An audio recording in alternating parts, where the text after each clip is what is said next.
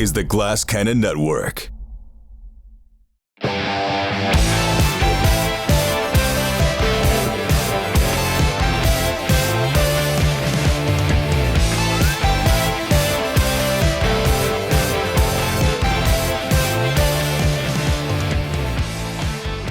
What's up, everybody? Welcome to Friends of the Pod here on the Glass Cannon Network, and welcome to the Age of Vikings. We have a really, are you, was that a Viking growl? Yes. Yeah.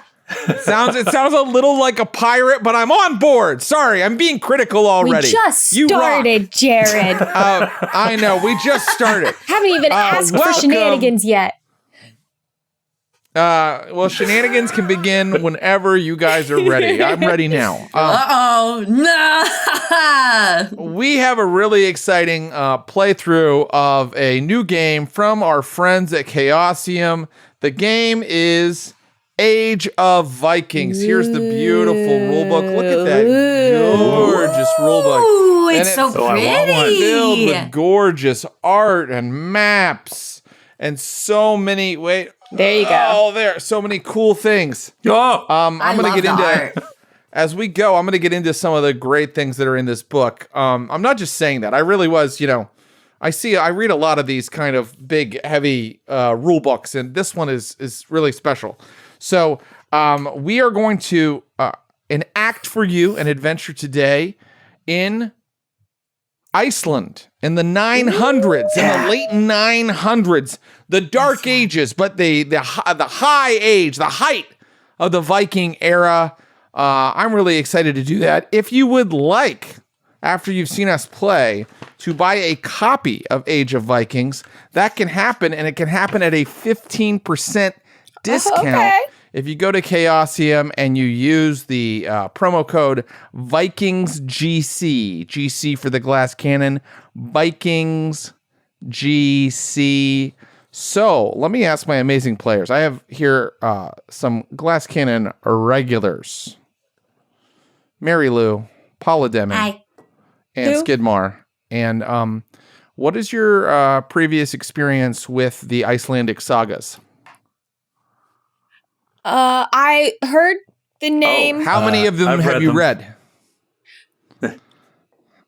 I'm a big fan of Snorri Sturluson. I think both the prose and the poetic Eddas are both fantastic. And of course, they were highly influential for Tolkien with his creation of Lord of the Rings. So I feel like by proxy, many of us have read them, in effect. Absolutely. I did research to prepare for this. Because I didn't want, just played Pendragon with Skid, and he came in with a lot of researched fun facts. I didn't want to be like the person who didn't know anything.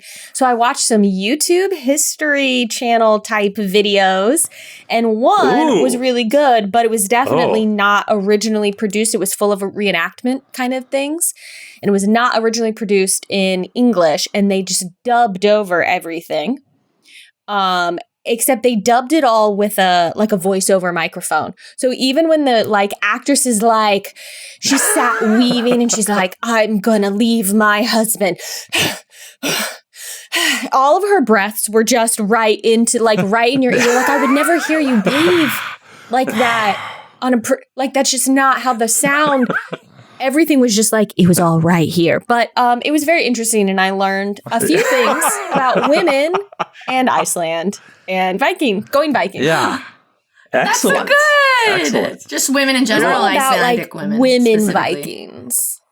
This one in particular, whose name I've already forgotten, but her husband sucked. But you could ask for a divorce. You could ask for a divorce back in this age. Yeah, and women could go on Viking raids. They could go on Viking expeditions. Hell yeah. Yeah, so, a little bit more equality than we have, say, today sometimes. I can't go a Viking. I can't go reaping and pillaging today. You never get asked to go on a Viking raid. People think I can't. I absolutely could. I have not done any research. But I have more practical experience because I have a family friend who is Icelandic, who came to live with us for many summers. And how we met her is that she ran my fan site when I was a kid. I love the moments where it gets Mary was a dropped child in. actor, in case any. She's a current actor, but she was also a child actor, just in case anybody doesn't know. Yes. A really good child actor, by the way. I watched some of your, what is it? What was the show? Don't say that. Fabulous. I watched a couple of your episodes. I did. And it was just like, man, she was really good. I really admire like really good child actors because like there aren't many. And you were very, very good. You're a very good child actor. I was very funny. I was very good. Skid! That makes me so happy. Oh, yeah. Skid's like, I watched you when you were a child. Well, I make a point of supporting my friend's projects. Skid is very good about that. I just got residuals from that, probably. So thank you so much, Skid. Yeah. So that's a good way to support Mary Lou. Heather. Go watch your old episodes. Wait, tell me about this Icelandic. Tell me about this Icelandic friend that came and visited. Heather Runarsdottir. She was an Icelandic, like college-aged, girl who it was her Hollywood was her hobby, and she ran a bunch of fan sites for like child actors, and somehow got in touch with my mom, or my mom got in touch with her, and she was like, I want to come to LA. I want to visit LA and like study and be there. And so she came to live with us for a summer. She slept on our pull-out couch in our family room for like 3 months. And she was amazing. She was exactly who she said she was going to be. My mom was incredibly protective, so it's like wild. Does she even let a stranger? Because they met in email. Right? She let a crazed fan into your living room.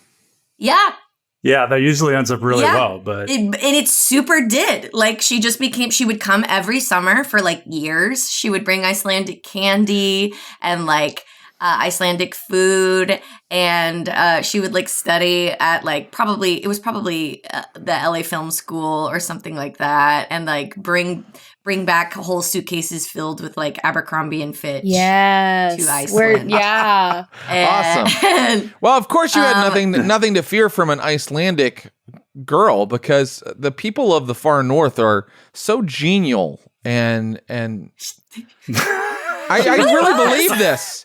If you want to look for the best social services, go to Norway. You know, like it's a paradise. The only thing is, well, but that's the thing. This is what I have been told by Scandinavian people, is that while they are initially cold and distant, if you are able to win their trust, there is no one more loyal or warm than a Scandinavian person. And since this was a fan of yours, Mary Lou, I assume that you just started off with super warm, inviting personality. I was in. There you go. And she became a family friend for years. We stay in touch. And if I ever go to Iceland, I'd be visiting Heather. That's cool. That is the perfect prep for today's game. I read a little bit of this book called Eagle's Saga. Egil Saga. Awesome. And let me tell you, if you want a source book for your Age of Vikings core book, this cost me $1. So that's the cheapest role-playing game supplement of all time. Hell yeah. Was I able to keep all the names straight? I will eventually when I finish it. But it's really cool to read something from so long ago. I always think that's so awesome. Speaking of, are we ready to journey? We're all the same. Are we ready to journey to the 10th century? Yes, I'm ready. So ready. And assay the roles of our Viking heroes. Are we ready? So ready. Yes. Then let us begin. Oh, by the way, if anybody has any kind of, hey, how do the rules work? I mean, we'll deal with that as we go. Okay? Yeah. But for now, let me set the scene.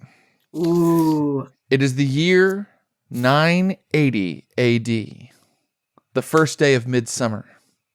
Your group follows a long, winding line of travelers, on foot and on horseback, down into a wide green valley at the bend of the Axe River.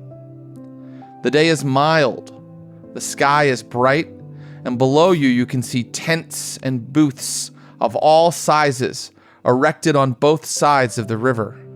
and there are more people than perhaps you have ever seen in one place. You have followed your Gothi, your chieftain, here to attend the All-Thing. The All-Thing is the National Assembly, held once a year in the first 2 weeks of midsummer. For those 2 weeks, this encampment becomes the national capital of Iceland. People come to trade, to socialize, to find a wife or husband, to see old friends and family, but most importantly, this is where the Logreta, the law council, and its quarter courts convene to decide cases brought from all across the land. Now, violence is outlawed at the All-Thing, so I hope all of your weapons are carefully strapped into their scabbards, strapped to the saddles of your horse. You are all three followers of the Gothi Olafur Blacktooth, once a brave and fearless raider, now a wise and generous leader. And up ahead you can see the old man greeting old friends and laughing as he walks into the crowds here in this green valley. Let us start with Niall. Niall Thorolfsson. Skid, that's your character. Are you saying Niall or Njal, or how are you doing? Njal. We'll do Njal. I think it's Njal. We're gonna speak American, okay? Okay. All right. So, Njal, you make a good living from your farm, but your ambition, according to the character sheet you were given, is to become a famous and wealthy Viking raider. You have come to the All-Thing looking for a way to build your reputation so that you may join a Viking expedition. That is my strong suggestion for your quest during today's adventure. But of course, you can just do whatever you want and totally destroy my plans, and we'll just wing it. As much as I enjoy doing that, I think I will actually follow your suggestion. Kind of a cool idea, right? Skid, could you describe Njal and tell us what he'd be doing as he arrives at the assembly plane here at the All-Thing? Njal is a extraordinarily large human being. He is known as Njal the Beardless. He does not sport a beard. He's 22 years old. He has strawberry blonde hair. His clothes don't fit him well. It's hard for a man of his size to get clothes that fit him properly, much as they still do today. He is aggressive and just very much in the mode of a male Viking. He is looking for adventure and violence. Ooh, yeah. And I can just see him. It sounds like maybe there's a bit of a strut or a swagger as he comes down to the assembly grounds. If he's looking for some violence. He happens to be married to the daughter of Olafur Blacktooth, the Gothi. So, a good position to be in, or maybe a dangerous one, depending on how the marriage goes. But that's Njal. There's also, by the way, there's three sort of general classifications, like social classifications of people in Iceland. There are thralls, who are enslaved people. There are carls, who are free people, and there are jarls, who are like the Gothi, like the chieftains. And he's sort of almost straddling the line between carl and jarl. And so I think that is another ambition he has, is to like cross over. He is he's a Jarls Jr. That's what it is, a Jarls Jr. A Jarls Jr., yeah. I missed that. As you walk into the assembly grounds, you see a large restaurant. On the front, there is a sign that says Jarls Jr. Or if you're from the other side of the country, I go Hardee's. in there and... Yes. Well, I go in and I threaten the five guys who own the place. Sorry for the anachronism, everyone. No, that's great. No more of that, I Paula. apologize. I will take it seriously. We're trying to create a mood, and you ruined it. I have been criticized for this very thing before. No, I'm sorry that Jarls Jr. is now perfect. canon, and you're all going to eat there during the adventure. Okay, so let us now turn to Ísgithur. Ísgithur Haldersdóttir. Is that how you'd like to pronounce it, Mary Lou? Ísgithur? Yeah, Ísgithur. Ísgithur. Yeah, Ísgithur Haldersdóttir. Yes, there she is. What I love about the Icelandic language and the Icelandic naming convention is that it's patronymic, which means that Ísgithur Haldersdóttir, that means her father was Haldr, because she's the daughter of Haldr. And so, me, Mary Lou, my name would be Mary Lou Michael's daughter. And the name of your dad is your last name. And because it's gotten kind of confusing, because it's hard to follow lineage, you have to check with the Icelandic government before you can get married to make sure you're not too closely related. That's funny. Before you can get a marriage license, which is funny. That would make me Jared Bill's daughter. Exactly. I think I have it. I think I have the naming convention right now. Yeah, you're nailing it. Ísgithur. Let me tell you about Ísgithur, and then you can tell me. Let me tell you, and then you tell me. All right? Okay. What's she up to? What's she doing? Your father attends the All Thing every year because he's well regarded as a law expert. And he would be one of the people that are convened to decide the cases. Your mother, Fritha, is determined to find you a husband here. Okay. You, however, are, I think, according to the character sheet you were given, determined to avoid that fate, and you wish to uncover magical secrets. Ooh. Perhaps there are wise folks here that can teach you more of the secret ways. Now tell me about Ísgithur. Tell me how she is, how she seems as she enters the assembly. Yeah, Ísgithur is pretty small. She's very slight. She's got this long blonde hair that's been sort of ritualistically matted into locks and braids, braid locks, things that she's braided and then left and worked with oils and unguents to make these mats.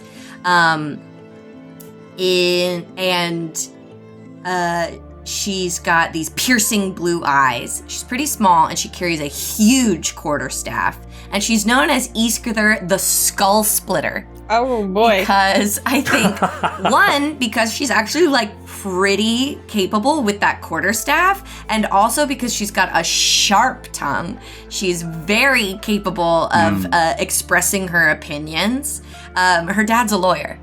My dad's a lawyer. Yeah, she's the firstborn daughter of a lawyer, and her mom's trying to get her married off. But she's always had the second sight. She was born with the second sight, which means she can see the hidden people. And she met a boy of the hidden people when she was a child, and they became best friends, and she fell in love with him. And even though she hasn't seen him for years, she's convinced that he's going to come back for her and they will get married. So all of the suitors that her mother has brought to her have been stupid and lame and unfortunately human. Yeah, not elven at all.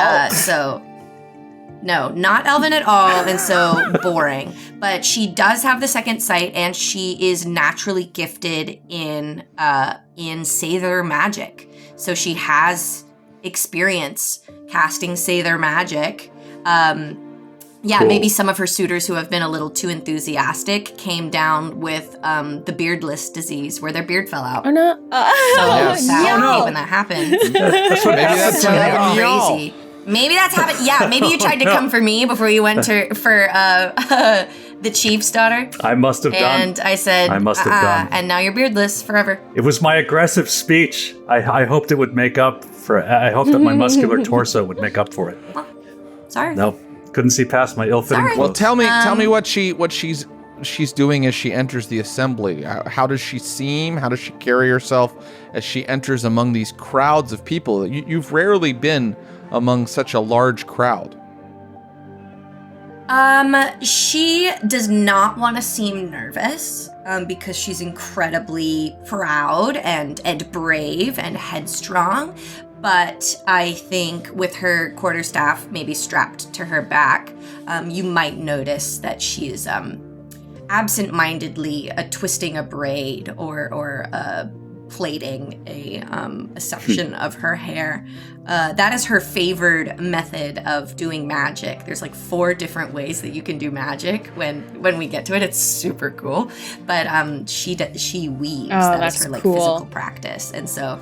That's so funny because that's what Sather means. It's derived from the word for cool. braid and like thread. So cool. So that's very so cool. Yeah, that's one of the 4 ways that like you can manifest your physical practice of your Sather magic. And so I think absent-mindedly, her fingers are doing what they do best, and they're weaving and they're braiding and plaiting her hair. And she's looking for weird people. She's looking for somebody. Keeping an eye out for weirdos. She's looking for someone with like who's blind with like a raven on their shoulder, or somebody who's like carrying a staff with runes carved in it, or like somebody wearing like sounds like my first a week wolf at college. pelt hat. Yeah, she's like, where are my people? You know what I mean? Where are my weirdos? It's the first day of college for sure. Well, this is sort of the 10th century equivalent of like going to Bonnaroo. So unfortunately, she sees like 4 people with ravens on their shoulders. Everybody here is weird. And so I got to figure out who's a poser and like who's actually like exactly. Right, who's got the real. Right. who came here and like bought the raven right before they got here. You know, like who's had the raven. So let us now talk to Hrund. Yes. Hrund Erpstoder. Hrund, you are here to conduct business. Yes, that's right. Your husband, Hakur, is well respected and will likely sit to decide cases in the quarter court. While he's busy with that, you need to buy some head of cattle to add to your farm. But perhaps more importantly, you are here to support your cousin Skafti, who has brought a charge of murder against the berserker Vestein. So you are here to be a witness to this case, to support your cousin. When people would bring a case against someone else, they would gather all their relatives and all of the people that could vouch for them together to act as witnesses to their character. And so you are one of the people that have been brought to support your cousin Skafti. But while you're here, you also need to do a little trading. Can you tell us a little bit about Hrund and how she reacts to the whole hustle and bustle of the assembly here? Yeah, so Hrund is, I'm the oldest of the temple priest how do you say this letter? It looks like a D and a P, but... Thor. It makes like a... Oh, so that is Thor. Okay, great. That's Thor. My father is a temple priest of Thor. And I also, while I look friendly, unassuming, people I think tend to kind of like look past me a little bit, which is exactly how I want it because I don't mess around. I've got a bit of a hot temper and I will go from, oh, bless your heart, basically, to putting an axe in your head in about 0.2 seconds. I am strong. I am a fighter. I have a birthmark, as you might see from the art here, a birthmark on my face that is in the shape of a bear. And you might say that I have the spirit of a bear. I have gone Viking. I have been in battles. I have done raids. And so I think being in this kind of large gathering is not intimidating at all. I think I feel very at home. I feel confident and capable and like I know my business. And yeah, I think that's, I've got, my axe kind of in its little like sheath here at my waist. And though I would never pull it out, unprovoked, my hand is always ready to reach for it if necessary. I have a great image of Hrund from all of that. She is an intimidating presence, it sounds but like. Also, like, I think intimidating in the sense of she exudes confidence. Yes. Yeah, she's also a little older than Njal and Iskather, and she's a mother. Yeah. She has Yes, I am. kids. Yeah, Oh, so I your actually have mother 3 too. children. My husband and I, cool. we She's, have like, not scared of a us. son. Your children are probably No. back Yes. being watched by your thralls. Yeah, we've left them at home. This is not really a place for them. Maybe one day, but they're not quite old enough. I'm 27, so I'm older, but they're not grown or anything. So we've left them at home. You're a pensioner, basically. So, yes. And you guys have all traveled. You've traveled like several days. You all hail from the west fjords of Iceland. So that's sort of the southwestern sort of portion of Iceland. I think Hrund and Iskather are from kind of farther out on the fjords, farther out west.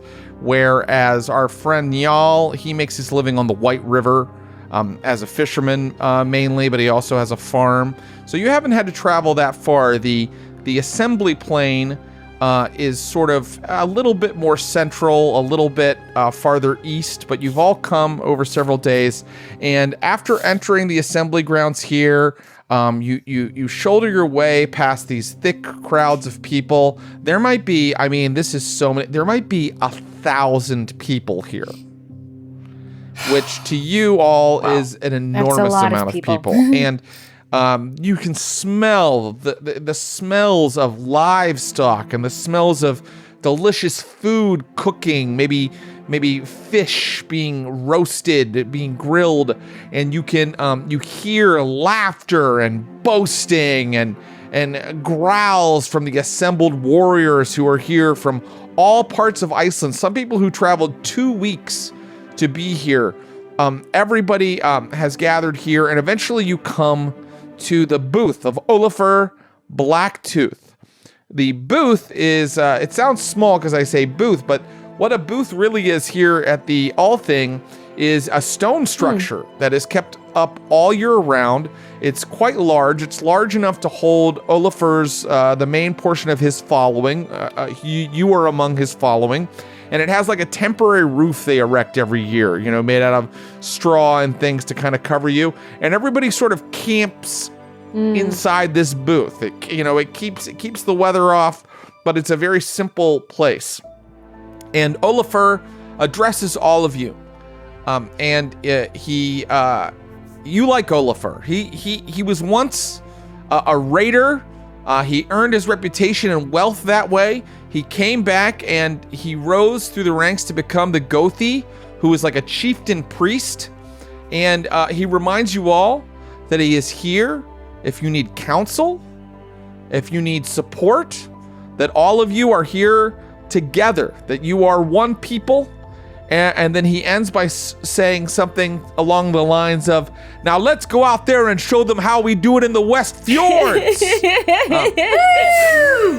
Only more appropriate to the 10th century. And everybody sort of cheers. Those West Fjords and know how to party. Yeah. West Fjords represent. And so West Fjord, best fjord. That's right.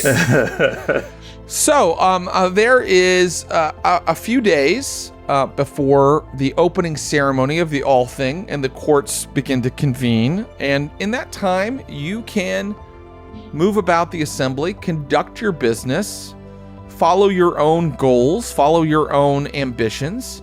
And so I hand it over to you. You can go out into the assembly and do whatever you like. The day is mild and clear. There are people everywhere. It's an exciting place. Why don't we just start with Njal, since we started with him when we were introducing characters. Njal, what do you think Njal would like to do in these 2 days before the opening ceremony? Well, I think that I assume this is like late spring, early summer. That's right. This would be happening. So, he's really, kind of felt cooped up like all winter, cooped, sort of tethered down to the farm. And the thing about Iceland is that it was sort of a refuge for people who were fleeing the sort of chaotic situations in the rest of Scandinavia. And so there is more of a land of laws and much calmer than like most of the other places where the Scandinavians held sway.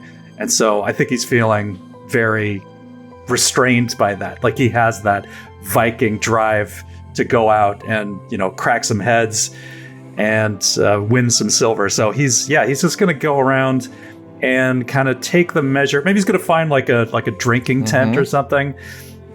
He wants to get into some kind of like an argument, like some kind of like contest of strength or something, because he wants to find a worthy crew that he can go Viking with. So that's going to be his first stop. Very good. Iskithur and Hrund, do you think you'd join him or do you think you'd head out on your own? That's completely up to you. I think Hrund would be very curious as someone who has gone Viking to see what this, person she's been traveling with. She knows his dreams, I think. Yeah, maybe I've probably asking been a lot of bugging you questions. the whole time too about your stories of your. What do I need to do to be strong enough? This and that. So now I'm curious. What should I bring? I'll tag along. I'd like to see how you fare in your activities here. I'm pumped. I'm pumped that you're coming with me. Well, you do in fact. Go ahead. I'm sorry. I think I would also go. One, because I think Njal and I like grew up together, and so I think we're probably like childhood friends, kind of, and I want to see what's happening, but also I think she's a little intimidated by this, and so she's like, yeah, I'll just tag along with you guys until I like see what I actually want to do. She wants to see what's up. She's in no There'll probably Great. be lots of unusual people as well, so maybe you'll do some interesting people watching. Maybe you'll see an unusual person or two. Well, very good. So what I would like is for as you're traveling, for Iskithur to make a spot hidden roll. I believe Iskithur has that skill. Ooh. Spot hidden, a skill we're all familiar with from Call of Cthulhu. Oh yeah, baby. Okay, and so that's using my 2d10s. Where are my 2d10s? Okay. And so you roll 2d10, d100 really, and you try to roll under your skill, which I can see for Iskithur is 55 for spot hidden. You're better at that than I am. Wow, really bad. I rolled a 91. Holy cow, you are intimidated by the crowd. Yeah. That is a fail. That is a fail. Now, I want to say some of your skills are at like 35 or 25, things like that.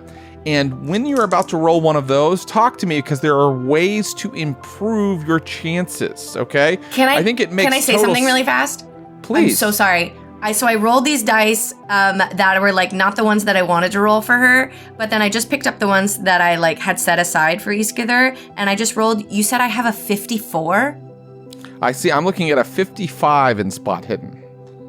I rolled a 54.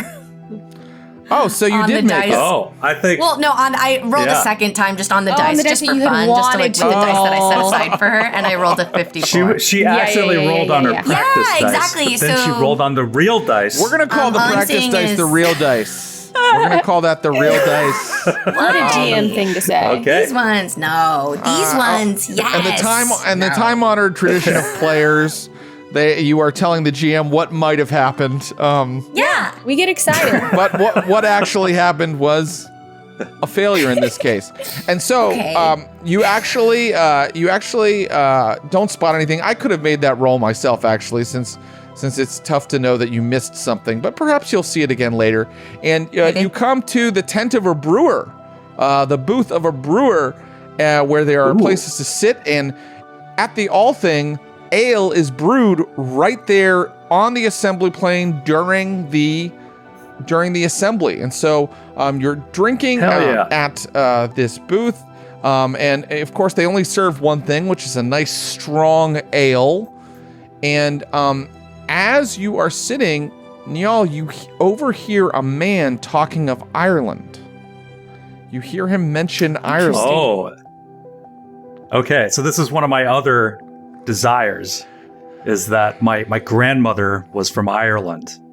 And so this is, which is not unusual mostly because there were a lot of thralls that ended up coming from Ireland. But also, there's a good chance that the original settlers of Iceland were Irish monks. There were Irish monks there either right before it was discovered by the Vikings or concurrent with them. But anyway, but that's my thing, is that I want to go to Ireland. So it's just like I would definitely be curious to talk to them. So you start listening to this man talking with his friends seated at the table next to yours. And as he speaks, you realize he's planning an expedition to Ireland to raid the monasteries there. And he's saying, he goes, the men there wear dresses and they don't even fight back. It's like taking candy from a baby. Although he uses a euphemism or expression more appropriate to the 10th century. So he's definitely planning. It's like taking skier from a thrall. Thank you. Yes, exactly. I wish there a bonus point. I don't know what that bonus point means yet, but bring it up later. Cool. It's like taking skier from a thrall. And so you hear him planning this expedition, and you realize, this is, visiting Ireland and being part of a Viking expedition. These are things that were on your to-do list, right? Yes, I would love to. So I step up to this group, and I was just like, I couldn't help but overhear you were talking about the lands of the south, the Irish Isles. I too long to go there, to strip the land of its wealth from these men with their dead gods, and take it back here to enrich us here in the north. He looks up at you, and his eyes are a bit skeptical, and he says, I love the fire of your spirit, son. What's your name? My name is Jarl Thorolfsson. I am called the Beardless, but I don't really like that name. Well, then I shall not address you as such. I'm Hjortur Helgason. I appreciate Helgason. that you want to go out raiding. Yes? Have you any experience? I do. Not as such, but I have practiced many times with the sheep on my farm. I have threatened them with a staff and say, give me all of your wool. He's practiced, has he? And Hjortur and his friends laugh.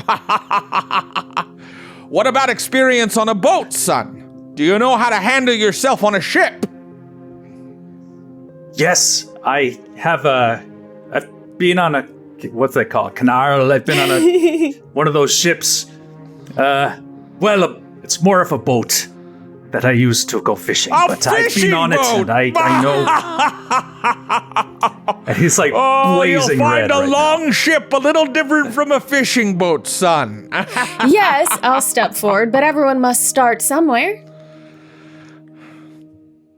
Indeed. And what is your That's name, right. lady? Were you born on a long ship? Everybody Was has I? to start somewhere. Well, Yes. some say I was born on a long ship. Yes, but were you? Some say I was born with my axe in an Irish monk's head. Okay, well, obviously that is not. All of his friends think that is a very funny comment. That's not literal. No, It's very funny. We were trying to get an idea of your actual skills. Hello, my name is Hrund Erbsdottir. Perhaps you've heard of me. Hello, lady. I myself have been on many raids. And I judge this fine young man, and I'll give him a good pat on the back, to be very worthy of whatever expedition you might be doing. Well, and where have you been and what have you done, lady? You can make some sort of roll, perhaps, to make this man believe in your credentials, believe in your bona fides. So I'm looking at your character sheet and I'm seeing an intimidate skill, which seems like it might be appropriate. Now, what is the score for that intimidate skill? It's not great. It's a 25 is what I got in intimidate. So... But I have good news for you. I'd love some good news. And my good news is, when you have a skill where you're like, I don't love my chances, the Age of Vikings adds a couple of mechanics to the basic role-playing system that you know from Chaosium, that you know and you love. One of those is passions. Right. You'll see your passions at the top of that page there. You have a passion of honor, love, parentheses, family, and loyalty to your Gothi, right? And your honor passion, I think that this has to deal with honor. Too. He's sort of, Hjortur is sort of, saying you guys are inexperienced, you are not serious men and women, and so that would affect your honor. So what you may do is you may roll against your honor, and if that is a successful roll, you will add to your intimidate skill. Let's do it. I'll say. There's one other thing you can do. Let me throw one other thing out there. There are things called devotions. Devotions are to the gods that you worship. For example, Hrund is devoted to Thor, right. whose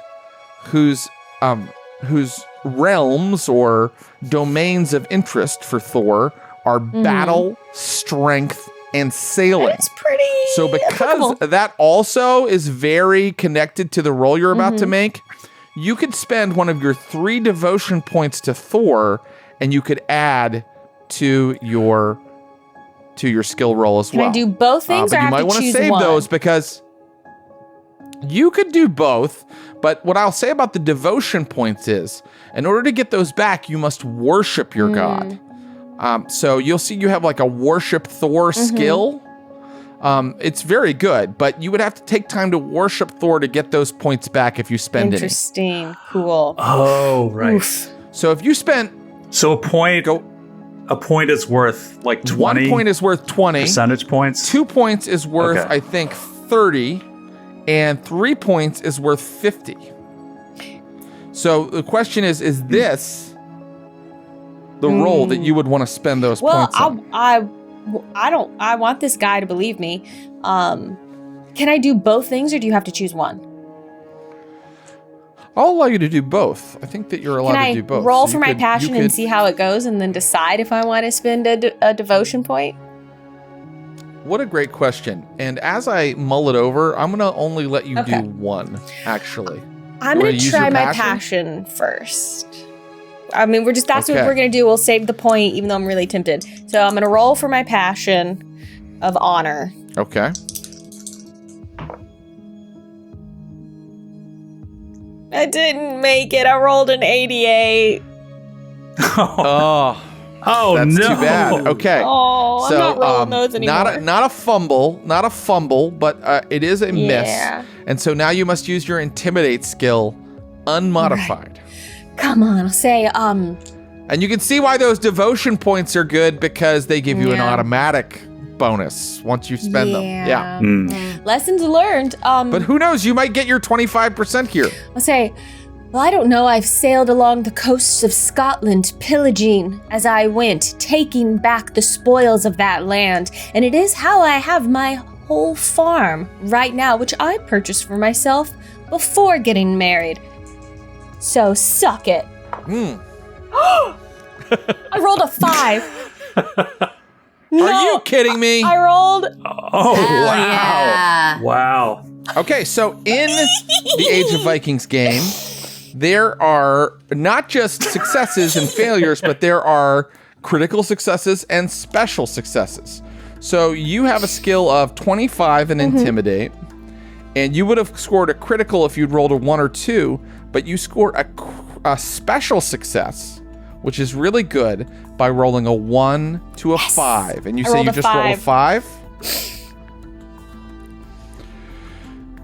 Nice. Well, forgive me, lady. I didn't know that you were an experienced raider. And you vouched for this friend of yours. I'm sorry, what was your name again, Beardless? Y'all, sir? Well... Say it with confidence, y'all. This lady's recommendation goes a long way. It goes a long way. And I believe he told you he did not like the name Beardless, and you said you would not refer to him as such.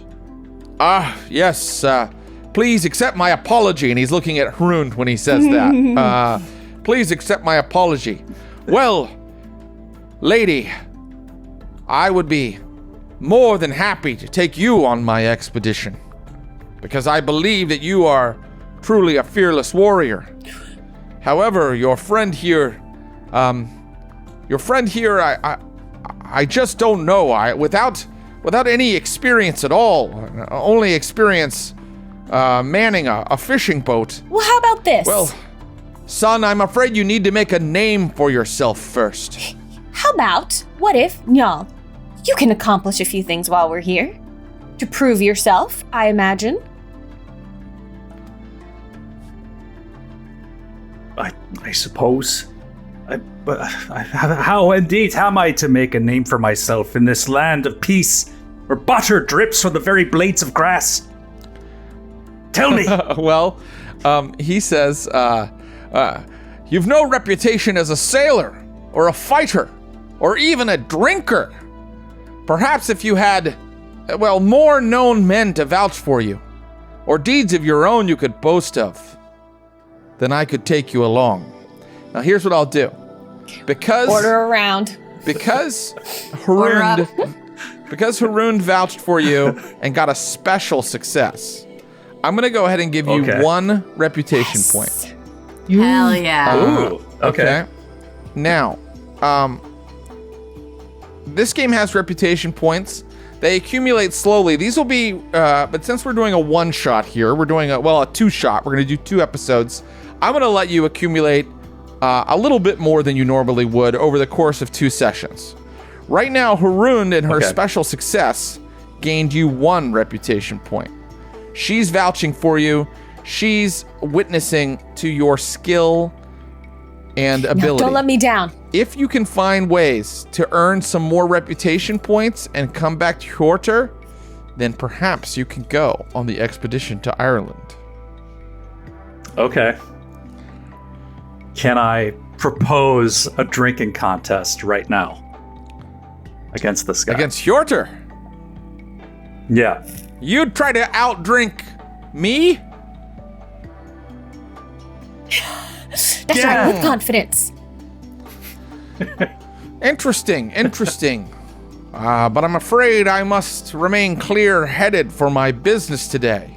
However, I know someone else who will take you up on the offer. Oh, show them to me. And he gives you directions to another booth where they're also brewing. And he tells you to go and find Yrsa Sveinsdottir. Oh. Yrsa Sveinsdottir. Okay. She claims she can outdrink any man.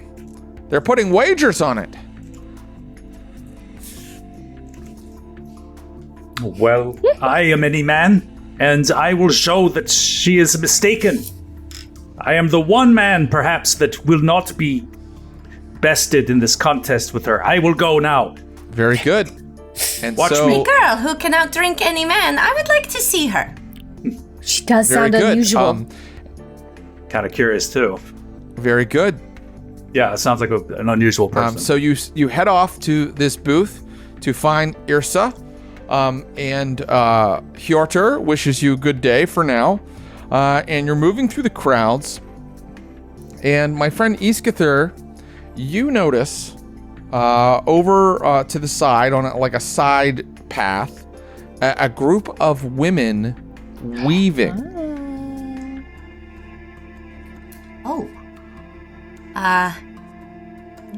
This girl, she sounds fascinating. Perhaps I will join you in a moment. I see something that I must attend to. I'll be right behind you. You want to go by yourself? Oh, yes. I have nothing to worry about here. All right. Right? All right. Sure. I have nothing You to have worry nothing about to here, worry about here. What bad thing could happen except for people trying to get revenge? Exactly. I have nothing to worry about here. Bye. You probably are pretty safe. Yes. Yeah. Generally speaking. Weapons and fighting are generally outlawed except for formal duels, which are conducted under a formal set of rules in a safe location. So and anybody who's there are robbers, there are pickpockets, there are dangerous people about, but probably they're not going to stab you in the back. They're just going to try to take your fine goods. So you see this group of women weaving, and would you please make a myth lore roll for me? Oh, baby. Ooh. Okay. Myth lore. Okay, I have a 40%. I do not pass. I rolled a 74. So you just know that there's something interesting or strange about them. There's a circle of them, and it is actually one of their number who says to you, "You, girl, come closer. Yes. I see you in my weave." She holds up the basket she's been weaving. I see you in my weave. You see me in your weave. Yes. Well, that is fortuitous to me indeed. What is your name? I am girl? honored. I am Iskadar. Iskadar Haldersdottir. And, I am a weaver myself, though anything I know I have taught. I've been taught by the weave. I am called Guthrin. You say you know the weave. You are Seithkona. I am Seithkona. I am. I am raw, like a woolen yarn that has not spent too much time on the loom. But I am ready to learn. You are Seithkona. We are? And the old ladies all kind of like nod. Some of them aren't quite old. Some of them are sort of middle-aged. There's like a plumpish woman and a kind of a old skinny lady. And then, of course, Guthrin, who looks like the most aged of all of them. And they have set up kind of a little bit outside of the buildings and booths and tents. They're kind of over on a little hillside, kind of under a tree, weaving their skeins. And she says to you, "Well then, show us."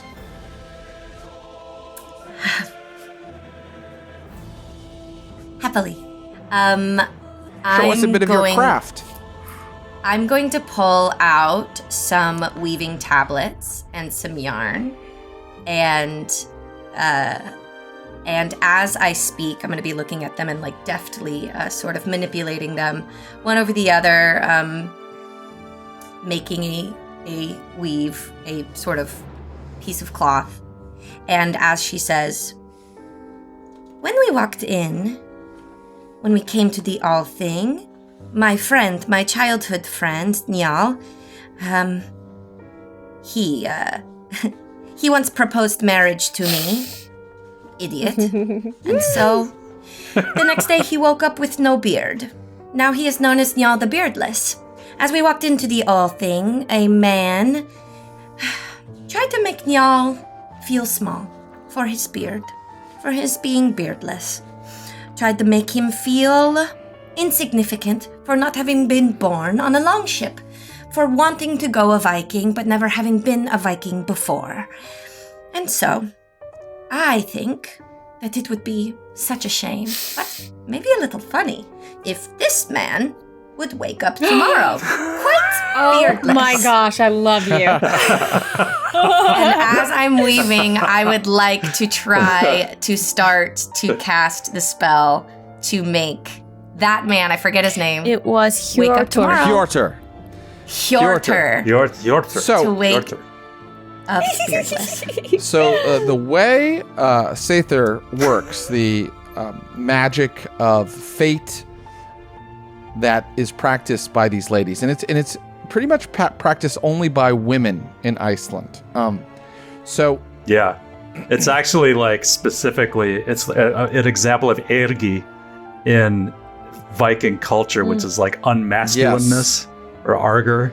So it is only women that do this. And the thing about Sather Freya is that is the goddess of magic. Yes. So the thing about Sather is that it is not like your general Dungeons and Dragons magic where it just goes off instantly when you use the spell. It takes time. Every use of Sather is a ritual, and it will actually cost you 10 minutes per magic point that you invest. And this is a very free-form magic system. So you have to decide a couple components of the spell, and that will determine how many magic points you need to spend. How many magic points do you have altogether, Iskathur? I have, I know this, 16. Ooh. I have 16 magic 16, points. So that's good. That's good. Wow. That's a lot to work with. And you need to decide the distance of the effect. You need to decide the duration of the effect. And you need to decide the dimension of the effect. That's the most freeform one, because that means how potent or fantastic we think that the effect is. So I'm going to tell you that your distance is within a day's ride, because Hjortur is right nearby, right? Mm-hmm. So that's only 1 magic point. Then the duration of your effect, I'm not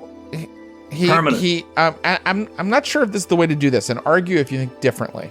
But I don't know if it's going to last years, but it might last weeks, right? Or do you think just days?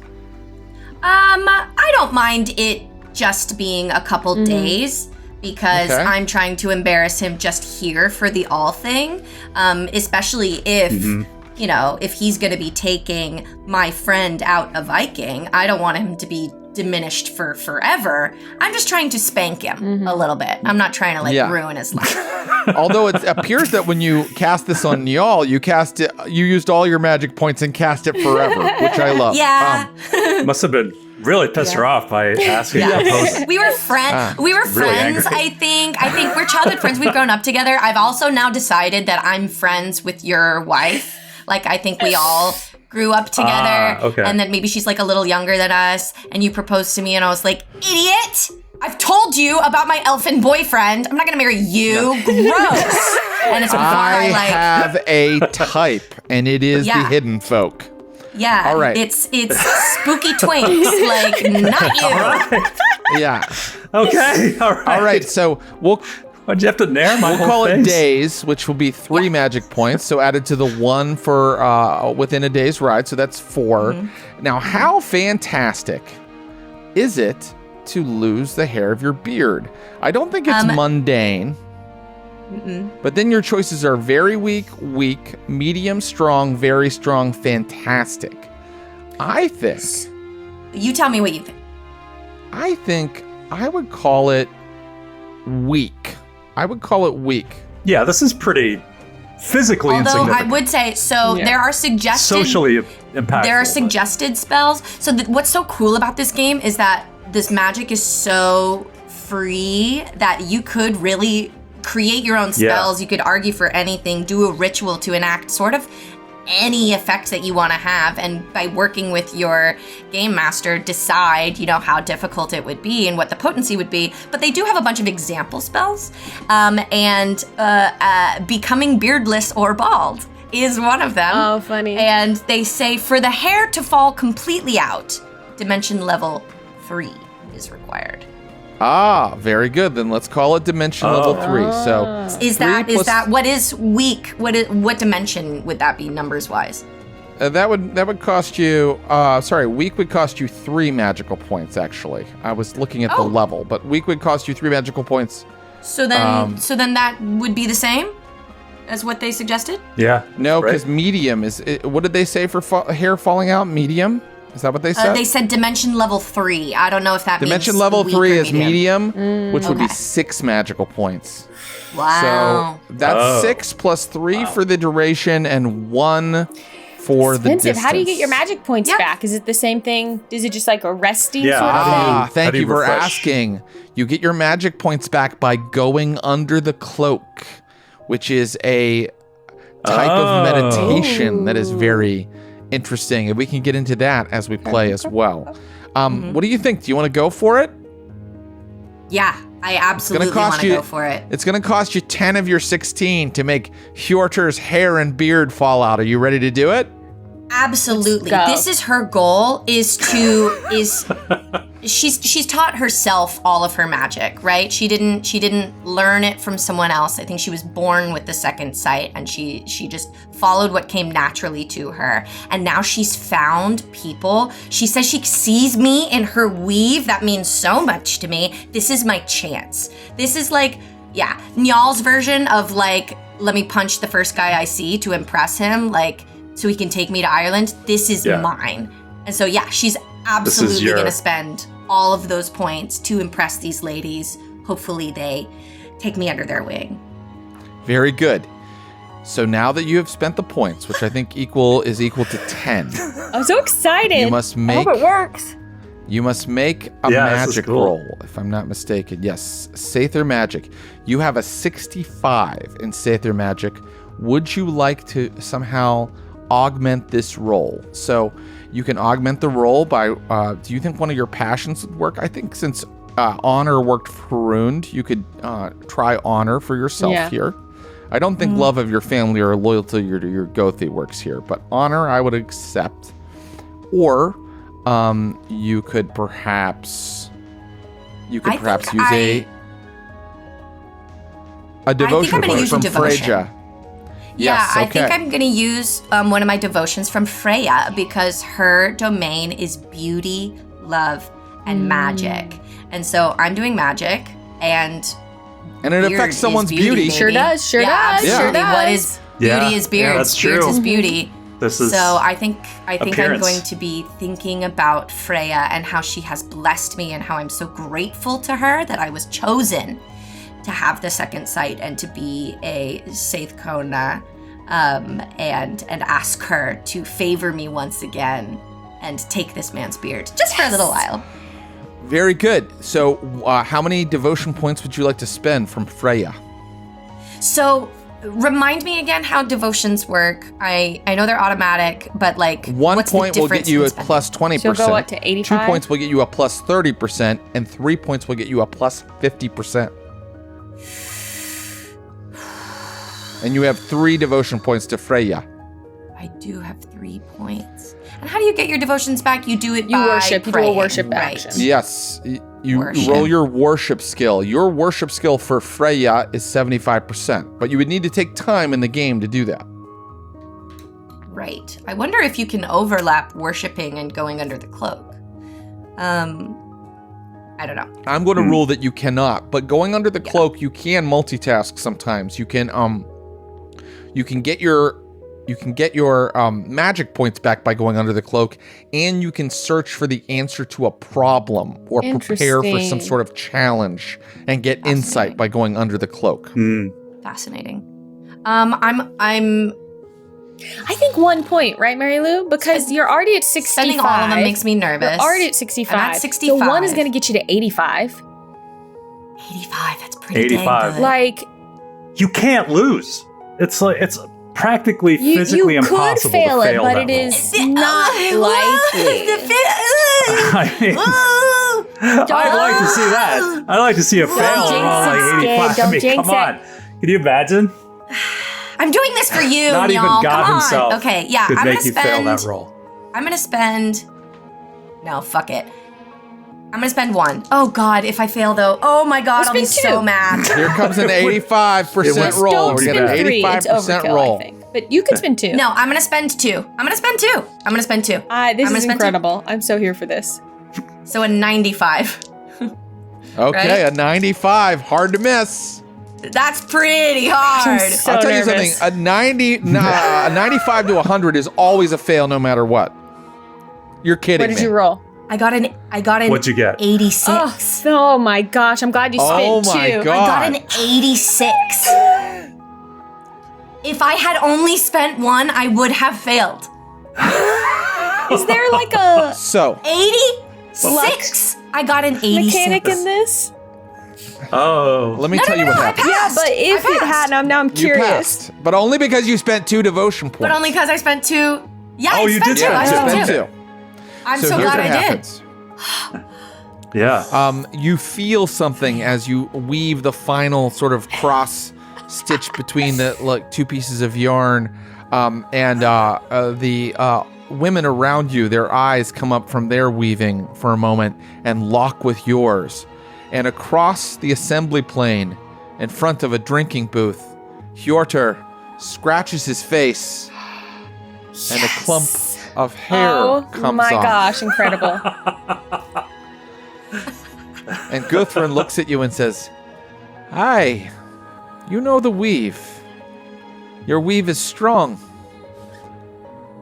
But do you have the knack of prophecy, girl? If you do, mayhap you would join us in the opening ritual and help us conduct the augury."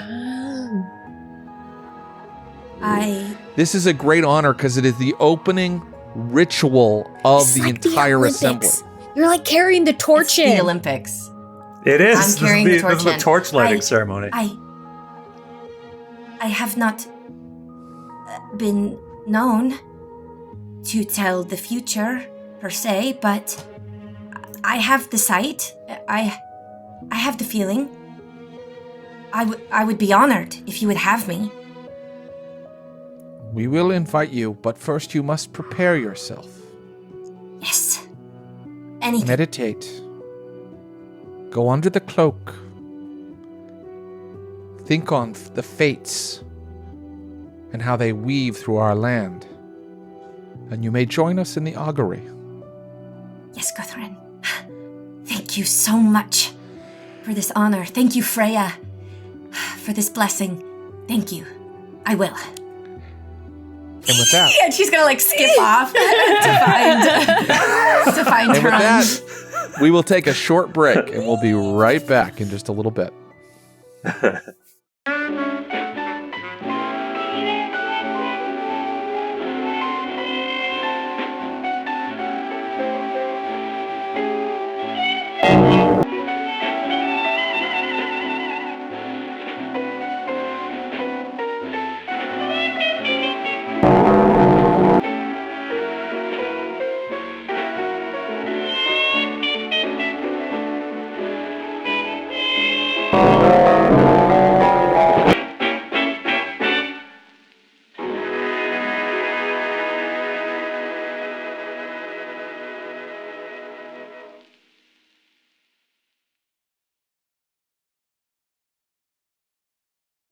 Welcome back to the Age of Vikings. It's 980 AD, and our trio of incredible players and incredible characters are attending the Althing, the National Assembly of Iceland. And I just want to reiterate, if you are enjoying this game, if you want to check it out, use the code VIKINGGC, Vikings with an S, GC, at Chaosium, and you can get 15% off this gorgeous, beautiful, well-designed book. All right. Buy my book. So Sign up for my class. Let us return to the all thing, and let us return, since we have just dealt with Iskithur and her magical journeys. Let us then return to Njal and Hrund. Now, Njal and Hrund, you guys have found the booth where this woman is engaged in drinking. She's just challenging people. Her name is Yrsa Sveinsdottir, and you hear her going, "I can outdrink any man! Who will challenge me? I have sailed to Ireland. I have sailed to Scotland. I have been across the ocean, and nowhere have I met a man who can outdrink Yrsa Sveinsdottir." And people are laughing and jeering at her. Quiet, you don't know what you're talking about. And other people are cheering her on. And I'll just speak first to Hrund. Hrund, you do have business to interact here at the Althing. You can join your friend Niall for what promises to be a raucous good time.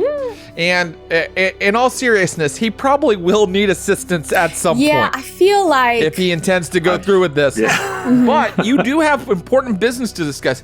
You're supposed to do some trading, and more importantly, you are supposed to look into this case for your cousin Skafty. Yes. I want to be here for Niall. But I do have my own things to do. Niall, I would like to be here to help you, because after you're done with this, you might need a little assistance, but then I will have to go off and do a few things of my own. Oh no, I know you have your own tasks that you have to complete, but he takes you by the forearm and he says but please, have you ever done something like this before? Did you ever have to do this to win your place? Well, I didn't have to do it to win my place, but we did sometimes. You're on a ship for a little while and you get bored, you have some drinking contests. So yes, but just for fun. Do you have any advice? I'm not actually that great at holding my liquor. Oh boy. No. I only have a 10 constitution, so. Into a pack that I might have, and maybe I have some sort of bread in a pack, and I say just eat some bread. Paula, you love to throw a curveball. Do I have bread? Do I have some bread in a pack? Paula, are you I feel like she would keep bread on her. I feel like she would keep bread on her. I feel like she would. Are you suggesting that y'all should lay down a bread base? Yes, I am. Yes, I am. Something to soak it up. Can we roll for carbo load? Yeah. You know what? You do have bread. You do have some, bread. Hardtack, some that's amazing. road rations that might soak up some. Here, well, the best I can think of in this moment, right before we begin drinking, or you begin drinking, I have business to do, I won't be able to, is, just eat some of this and soak it all up. Oh, We're gonna find out. Work? Okay. Ronnie Who will challenge me? Who will challenge? I will challenge you. I can drink you under any number of tables, even an Irish table. Oh, no. You beardless boy? You would challenge Yrsa Swain's daughter? Yes. In front of all thing, I challenge you to a contest of liquor or ale. A man steps forward and says, "Very well. I'm putting my money on the boy." He is such by a money, big and he really boy. means L's, which probably means chickens or goats or something like that. And so people start making wagers. And pretty soon they have sat you down beside Yrsa Sveinsdottir. And the thing I want to tell you about Yrsa is Njaal's very tall, right? Njaal's got a... I probably look like I could handle my liquor. You have you large, big and beautiful a size 18, I think. Yeah, you're size 18, so you're a big boy. You should know that Yrsa, once you sit down beside her, she is not as big as you. She's like more compact. She's more like a fire plug of a woman. But she's thick. She's thick-armed, broad-shouldered. And she looks up at you and says, "Just don't yak on me, okay, boy?" Ha! Yak is for people who don't know how to drink, which I do. Ha ha! Somehow I don't believe you. Would you like to try to intimidate her or something before the match begins? It sounds like you're trying to trade barbs with her, right? It does sound like that, doesn't it? You do not have an intimidation skill. I'm going to invoke... I don't. Can I... Well, let's see. Maybe I could do some poetry? Absolutely, you can use skaldic poetry here. I don't see why not. I mean, skaldic poetry was often performed, and you have an audience here. Oh, wait, have people played Assassin's Creed Valhalla? I have not. where there's essentially a mini game of like rap battle. Oh my gosh! Where you do this. Like a rhythm It's not game? rhythm, it's like rhyme and insult. Like whether you can, like, you have to choose like which one is the best metaphor and has the best rhyme scheme out of your options. My goodness. Oh, no way. Yeah, like battling with someone for reputation in the the totally Well, that's rocks. so cool. basically That's what it is about sounds- to happen here if Yeah, you want to use that's your so skaldic cool. poetry. Yeah. All right, you're composing All right. a verse I on the invoke spot. the spirits of let's see Parappa. how you do. Now, I'm looking at your sheet and I'm seeing a Okay. 25% in skaldic poetry. Oh my gosh, y'all. Yes, so I'm not skilled, more of a fisherman than a poet. I would like to invoke my passion for my honor. I'm defending my honor here. So, All right. do that first. Okay, An 8. Oh, you rolled an 8? Yeah, that's incredible. Whoa. Oh my god. Yes. So, let's see. You have a 90% You're so skill. honorable. By the way, in this game, you can go over Yeah. 100% in What? skill. That might not come up here, but it's because your characters can be Oh, legendary. that's cool. And that's a cool Yeah. thing that's added to the BRP system as well. We probably won't get into that right now, but you say you rolled an 8, and with an 8, you would have gotten a critical on a 1 to 5, but you do get a special success on a 1 to 18 with your 90 skill. That means we're going to add more than just 20% to your skaldic poetry skill. We're going to add, let me see here. I think it's 30. I think you're going to get So 30. cool. sounds about double right. check. Get through all my papers here. Okay. Yep, 30. So you're adding 30. So you just brought your skaldic poetry up to a 55 Incredible. here. Awesome. Okay, so now I would also like to invoke a devotion, my devotion to Freyr, who is the brother of Freya, and is the god of he's the god that's like sacrificed to on the harvest, and also this is true, he has an enormous phallus, Good for him. and that's sort of what I'm trying to do here. That's sort of what I'm trying to evidence here. Is that sort of idea. So I'm going to ask him to lend me his... Okay. Get some of that big dick energy, I like you that know? argument. His I like poetical that penis. argument. Yeah. Yeah, BDE. How many devotion points are you Okay. going to spend? Okay, just so one. that brings you all the way up to a 75 because you get plus 20% for doing Good that. for this, but not for invoking the actual Freyr. drinking. Okay. And perhaps you weave Freyr's No. name into your poetry. And so, go ahead. It's time to roll. You have a 75 right now. Come on. Okay. Hey! There it 53. is. And can I hear a little bit, or you can just describe to me what your poem is about? Yeah. Freyr looks down upon us from his heavenly abode as I Yes. enter into my drinking mode. I will drink you under many a table, and you will not beat me, for you are The crowd cheers. They love it. They absolutely love it. And our friend Irsa looks a little bit put out, that you have kind of taken her heat here, taken her momentum by kind of bringing the crowd to your side with that poem. And so I'm going to give her a little bit of a disadvantage, at least on her first roll. Yeah. Okay. Ooh. So here's All right. the deal. When we do a drinking contest, we figure out what the average of your size and constitution is. And then then we also figure out the potency of the drink. This is strong ale. It has a potency 3. Every time you drink another one, you just add the potency. So it goes 3, 6, 9, etc. The average of your size and constitution, y'all, is 14. That's It's 14. right. So after 5 drinks, you have to start making con times 5 rolls. I mean, y'all's no slouch. He can take 5 drinks before he starts getting tipsy, right? I'm not going to tell you Irsa's situation. I can just tell you she's smaller than you, but she seems very hale. All right. So, let us begin. So you've drank one. She drinks one. You drink one. She drinks a second. You drink a second. All the way up till you've both had 5 drinks.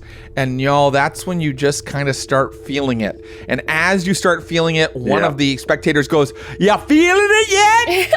And let's see how our friend Yrsa does on her first roll. And I am giving her a disadvantage on this first roll. Okay. All right, here we go. Come on, So I'm trying to decide what dice I want to use for her. Okay. Yrsa swallows it down, sucks it down in one big gulp. And there's a little bit of foam, a little bit of the juice of it hanging off of her mouth. And it is now your turn to drink one. And in order to do that, I need a con times 5 roll from you. For the 6th drink here. Okay, I rolled a 91. A 91. Okay. Which I believe is that is a failure. No, let us look and see if it is a critical failure. I think it must be. Nope, it's not. You're okay. It's not a critical failure. Okay. You, Njal, are now lightheaded. Okay. You feel yourself getting lightheaded. Boom, boom. They put the tankard down in front of you both again. And Yrsa drinks again. Okay. And I drink again. This is just like Raiders of the Lost Ark. And it's probably going to end the same way. Number 7!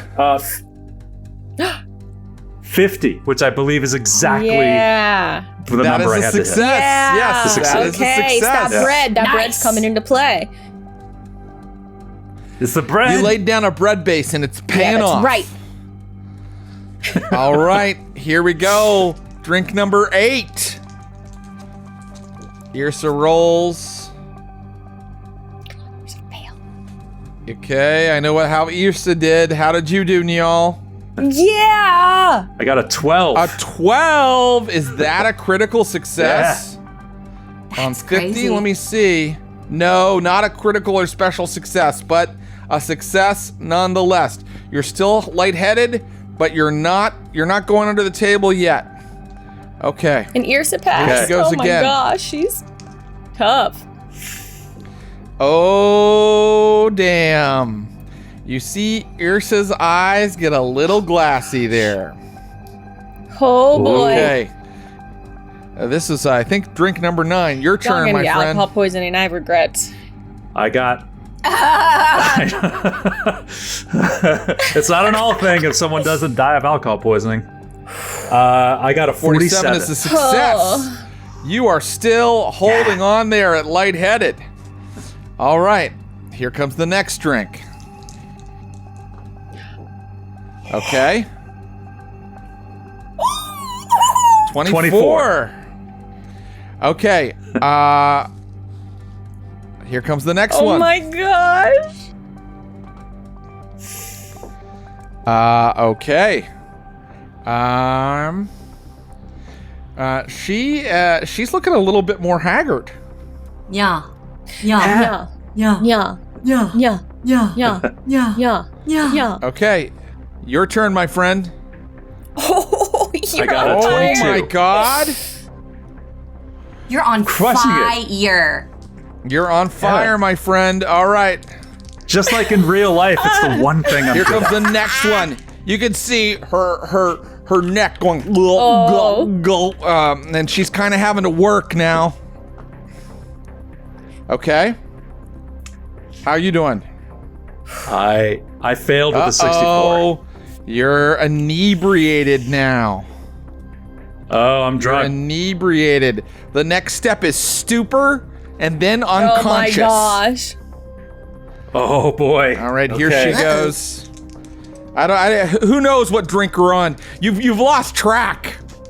So many. This is like 12 or Yeah, 13, I think. It's so dangerous. Although I guess it would be not. I mean, this is strong ale, but probably a smaller mug than you'd get. You're not like drinking a pint each time. Yeah. It's like a flight. It's like a I'll give you a flight. flight. Uh-oh. She seems to have gotten a second wind. No. Oh no! Oh, it's got a critical success.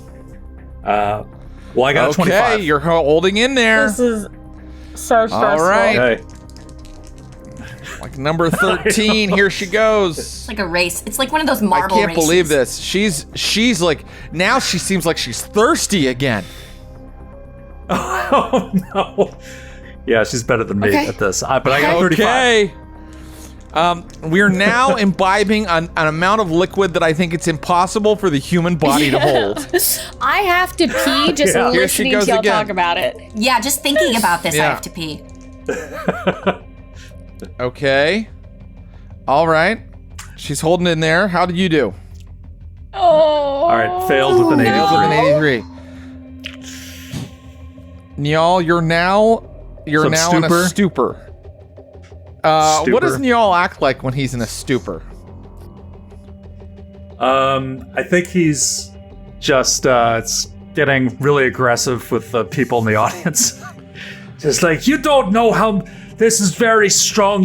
If you took one drink out of this, you'd perish like a pig in a trough. And they're all like, he gets pig in a trough? What's he talking about? Like, Don't look at me. And Yrsa says, give me another! I'm thirsty! This may be they give her another. Idea.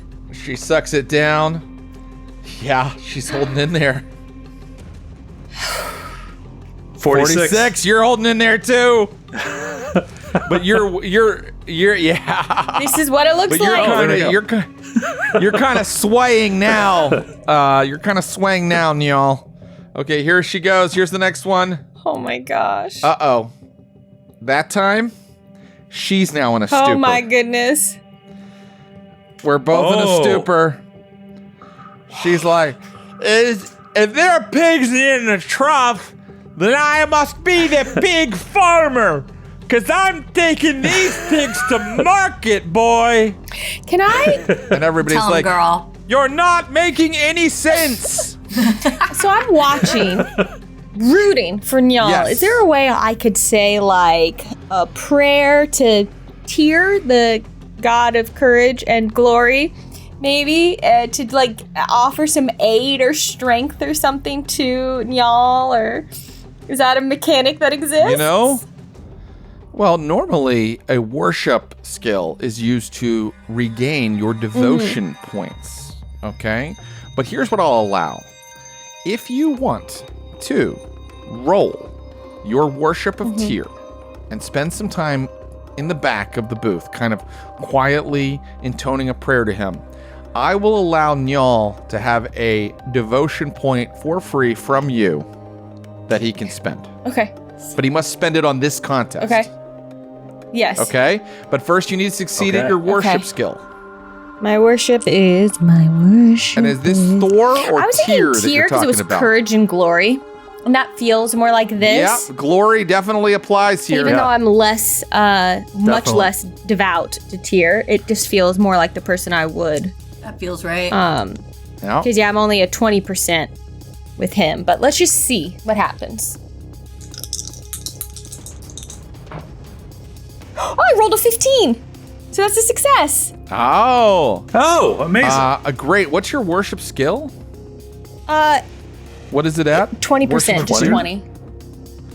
20, and you rolled a 15. On a 20, do you get a special success? Let me just see real quick. No, not on a 15, I'm afraid. But is there a table for this? There is an ability results table, which I've printed out for my quick reference. Cool. Critical successes and special successes mean bonuses, and it also is important when you're involved in opposed rolls. So right now, you have an extra devotion point floating around there that you can spend for plus 20%, Nyal. And it's time to drink again. Okay, and I'm going to spend it now. Okay, great. I'm going to spend Ready? that Let's devotion roll. point now. Oh boy. Let's roll. I can't ever tell if those are good reactions or bad reactions, Skid. Yeah, he's hard to read. He's hard to read. No, I'm so drunk, I can't tell. How'd you do? Well, I got a 51, which would have been a failure, except for that I spent that devotion points. That well, let me tell you something. The gods have been really listening to us. They're on our side for sure. They really have. Let me tell you something. She succeeded too. Come on, Ursa. She succeeded really well. Oh, you're both right now. Her arm is around you, and she's kind of singing a little bit.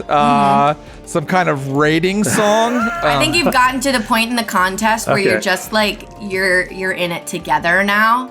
We're like you're like literally just sort of trying to survive together. Now you're friends. Yeah, you've bonded for life. Okay, here we go. Yeah, she's gonna roll again. Okay, can I use another one of my own devotion points here? I think it's a good idea. This? Okay, I'm gonna use. I'm gonna invoke the holy name of Njorthur, the god of fishing, sailing, and wealth, because I wish this is my key. It's my ticket to go sailing and gain great wealth. Yes. Okay. Perfect. All right. Here she goes. Okay. I want to know what you rolled. I got a 17 under 70.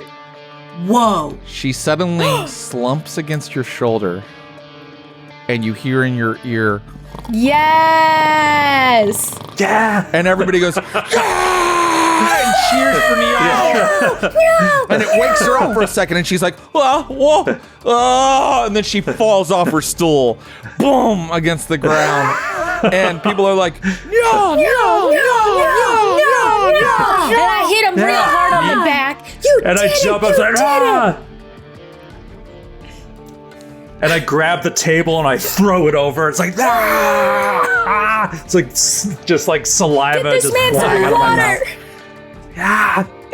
mouth. No more. Get more ale. No, we're gonna get you some water. Okay, y'all. Someone puts another one down in front of you. No, I take it. You've had enough. You need to know now. She's a good friend. It is time She's to a stop. good friend. And I've. Okay. Friend is the best. You This is the best orientation weekend. Having won this, you earn 1d3 reputation points. Oh my gosh. You can go ahead and roll that if you'd like. Yes. Okay. 1. So I'm going to give you an automatic +1. So you're at 3 reputation points. Nice. Right now. Nice. Okay. I'm not going to tell you how many Hjortur needs for taking you along, but right now you need to rest a little bit. Yeah. I think so. And so having deposited Njal back at the booth of Olafur Blacktooth, you may conduct your business. I think first I will go off to check out the cattle situation. That is really important to the farm, and I'd like to make sure that I can and have that handled. So I'd like to go and see who is here selling livestock. And while I'm doing that, I think I'd like to be keeping an eye out for anyone who I might see who I know would be related to Veshtin. Veshtin. Okay. If you want to know who's related to Veshtin, you need to make an area lore roll or something like that. And I don't see that on your sheet. So we could go with the basic, what you start out with area lore. And that looks like it's 20. Well, for Iceland, it's 20. If this is specific to that. Yeah, this would be specific to Iceland, but I'll even give you plus 10% because Veshtin is from your general side of the island. Okay, pretty far away, hours and from your farthing. Yes. Okay. Holy cow! I'm on a roll. 14. Oh, incredible! Nice. I can't wait for the dice to turn on me. You see. When you're on your way to the market area and you see Veshtin's brother Vigfus.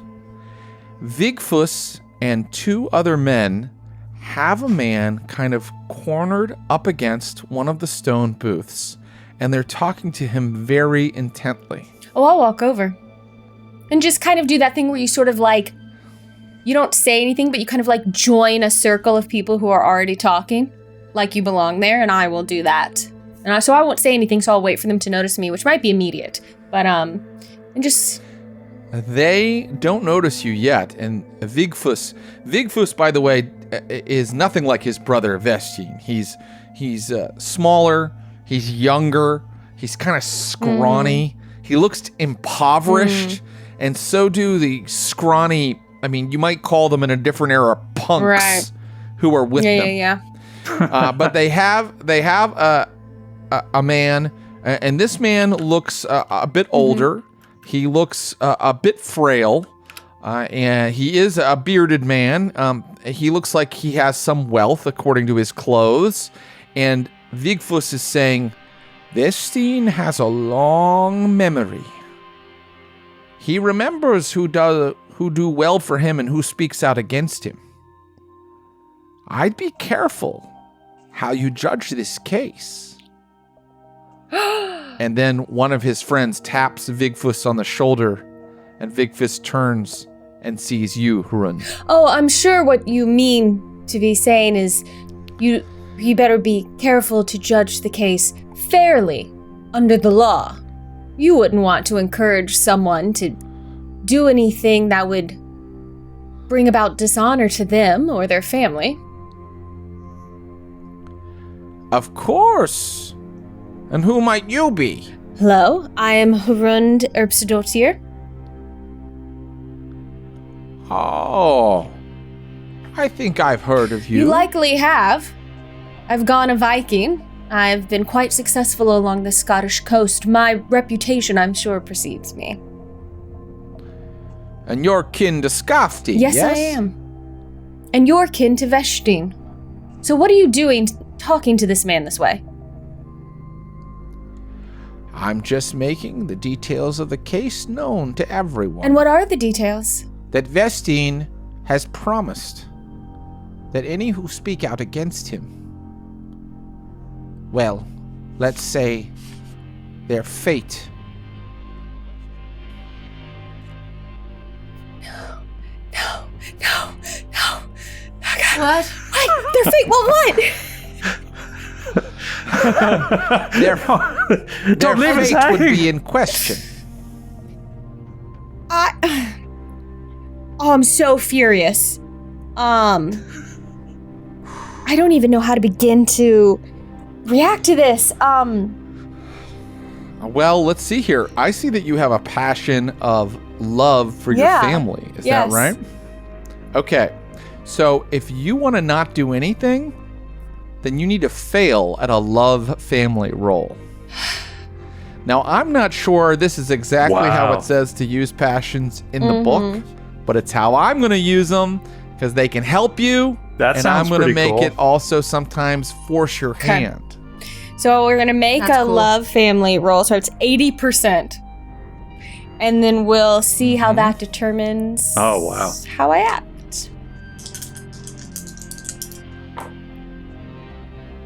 I cannot believe these dice. I rolled an 18. So I passed. I very much passed. I very much love my family. Before you know what you're doing, you look down at your hand and you've pulled your axe. Oh, she's got a hot temper. I kind of like step. She's the freaking bear. Right up to that's this so punk, bad. This thug, and I have my axe and I hold it right up against kind of his throat in a threatening manner. I think you and everyone else associated with Vestine should know that if they get in the way of justice, not only will you see wrath from me and my family, we take our loyalty and our revenge very seriously. But you will also see it from the gods. It is Tyr. Tyr will come down against you for violating justice. You may make an intimidate roll at plus 20%.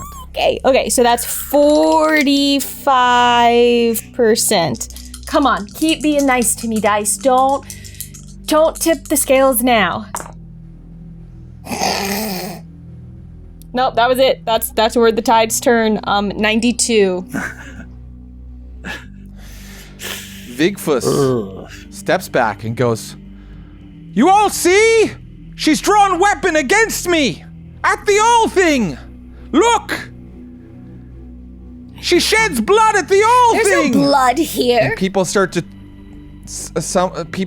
turn and look at you, Hrund. I have my, there's no blood. No violence has been done.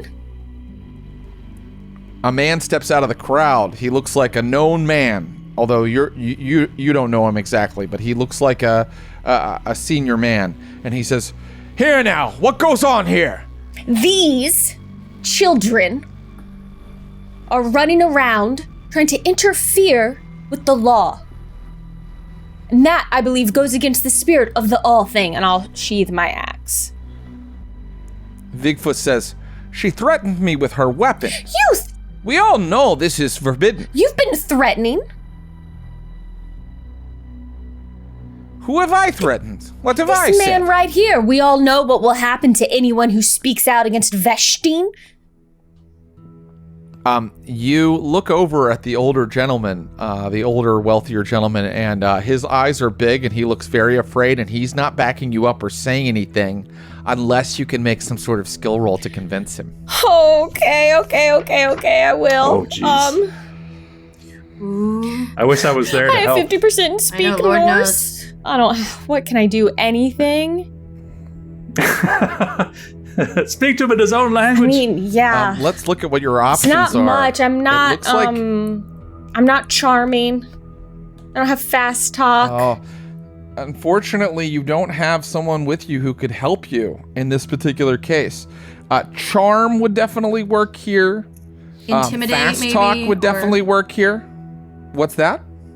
I said maybe intimidate. I don't know. Again, You could use intimidate again, Yeah, but we've you do already have used some it quite a bit, intimidate. haven't Yeah. we? I'm going to Yeah. rule no intimidation here.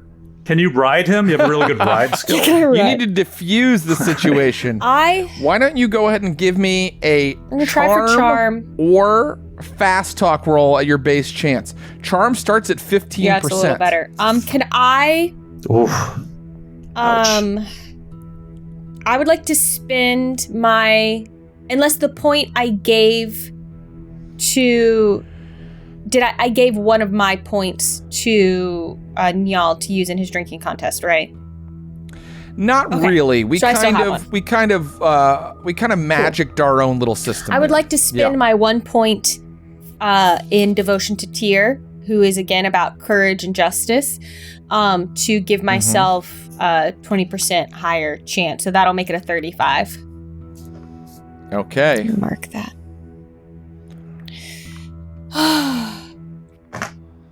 Man, that's I'm tough. not rolling those dice anymore. Really Okay, come tough. on. 31. Are you 31. It's a kidding? 31. man. There we It's a go. 31. Amazing. Wow.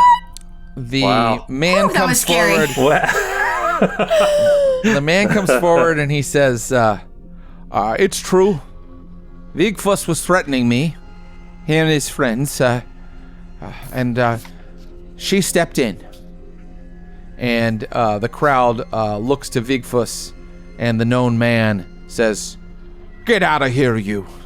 You'll have your case stated when it's time for the law courts, and not until then. And don't make any more trouble at the old thing." Vigfus looks you right in the eye, Hrund, spits on the ground, and he and his friends walk away. I don't blink. I keep an eye on him until he's like turned a corner, is out of sight. Very good. And we'll leave it there for now because we must turn back to Iskathr. Iskathr, what now? Do you want to continue to explore and look for more opportunities, or do you want to do as was instructed by your friend Guthrun and prepare for the augury?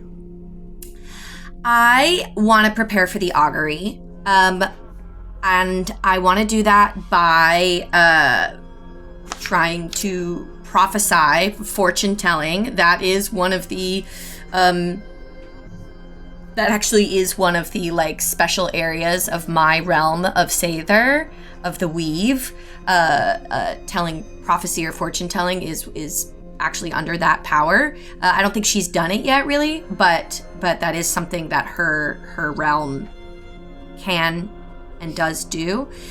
But to go under the cloak, or to do that, I have to go under the cloak, and to go under the cloak, you want to be not distracted, right? So going under the cloak, literally, they like covered their bodies and heads in a woolen cloak to like be, you know, taken away from the world and not distracted. And I'm here at the All Thing, which is like this crazy, crazy place. And I want to be as protected as possible while I'm doing it. And so I think I actually want to go to my Gothi, Olafur Blacktooth. I want to find him, maybe find his booth, and you know, tell him what I'm up to, and maybe just like go behind, you know, in the back of his booth or wherever he is in his camp, in his tent, to go under the cloak, because I think he will understand why I'm doing it, and it'll be good for us. Okay, so I can tell you that Olafur and his men say, "We understand. You won't be disturbed. We'll keep it quiet here." Thank you, Gothi. And if my mother comes by, I am not here. Very good. Yes, understood. She is trying to find me a husband, and I am trying to find the answers to the world, to the universe. You understand? I understand. Okay. You are strong in magic. We need this. This will be good. This will be good for our people. So he actually puts a man on the door. Nice. And as you put your cloak over your head, you hear at the doorway your mother's voice. And you hear a man say, "No, not here. Yes. I would try at the drinking booth. She was with Njal." Yes. Yes. And then she goes, "Amen." Icelandic. Okay, so here's what we're going to do. We're going to roll the go under the cloak skill, all right? Yeah. Each hour, let me tell you the effects of go under the cloak. Each hour spent successfully under the cloak yields the hero 1 magic point, in addition to any restored through normal rest and recuperation. Well, no normal rest or recuperation has been possible right now, because that would take days, right? So you're kind of restoring your magic points more quickly by going under the cloak. A special success rewards the hero with 1d3 magic points, and a critical success 1d3 plus 1 for each hour. If the go under the cloak roll fails, the hero had a difficult time focusing, was distracted, or did not achieve a calm state deep enough to hasten spiritual recovery, no additional benefit is accrued. If the roll results in a fumble, the hero loses 1d3 additional magic points. Okay, now it says the hero can also attempt to use this skill to reset a failed intelligence roll by spending time under the cloak, reconsidering the answer. If successful, they may make another attempt at the intelligence roll. Here's what I'm going to say. This is a little bit outside of exactly how it works, but you've been told to do this to prepare for the opening ritual and the augury. What I'm going to say is, if you are successful here, when you do the augury at the opening ritual, I'll allow you to make a second roll if the first one fails. Ooh, that's awesome. Okay. Oh, cool. Okay? So Advantage. just remember that you have that ability if you succeed at going under the cloak right now. All right, so it's quiet inside the booth. It's dark and cool here. Just a little bit of dappled sunlight comes in through the cracks in the makeshift roof. And you have raised your cloak over your head, and things are quiet. The sound of the crowd becomes muffled and far away. And you may roll.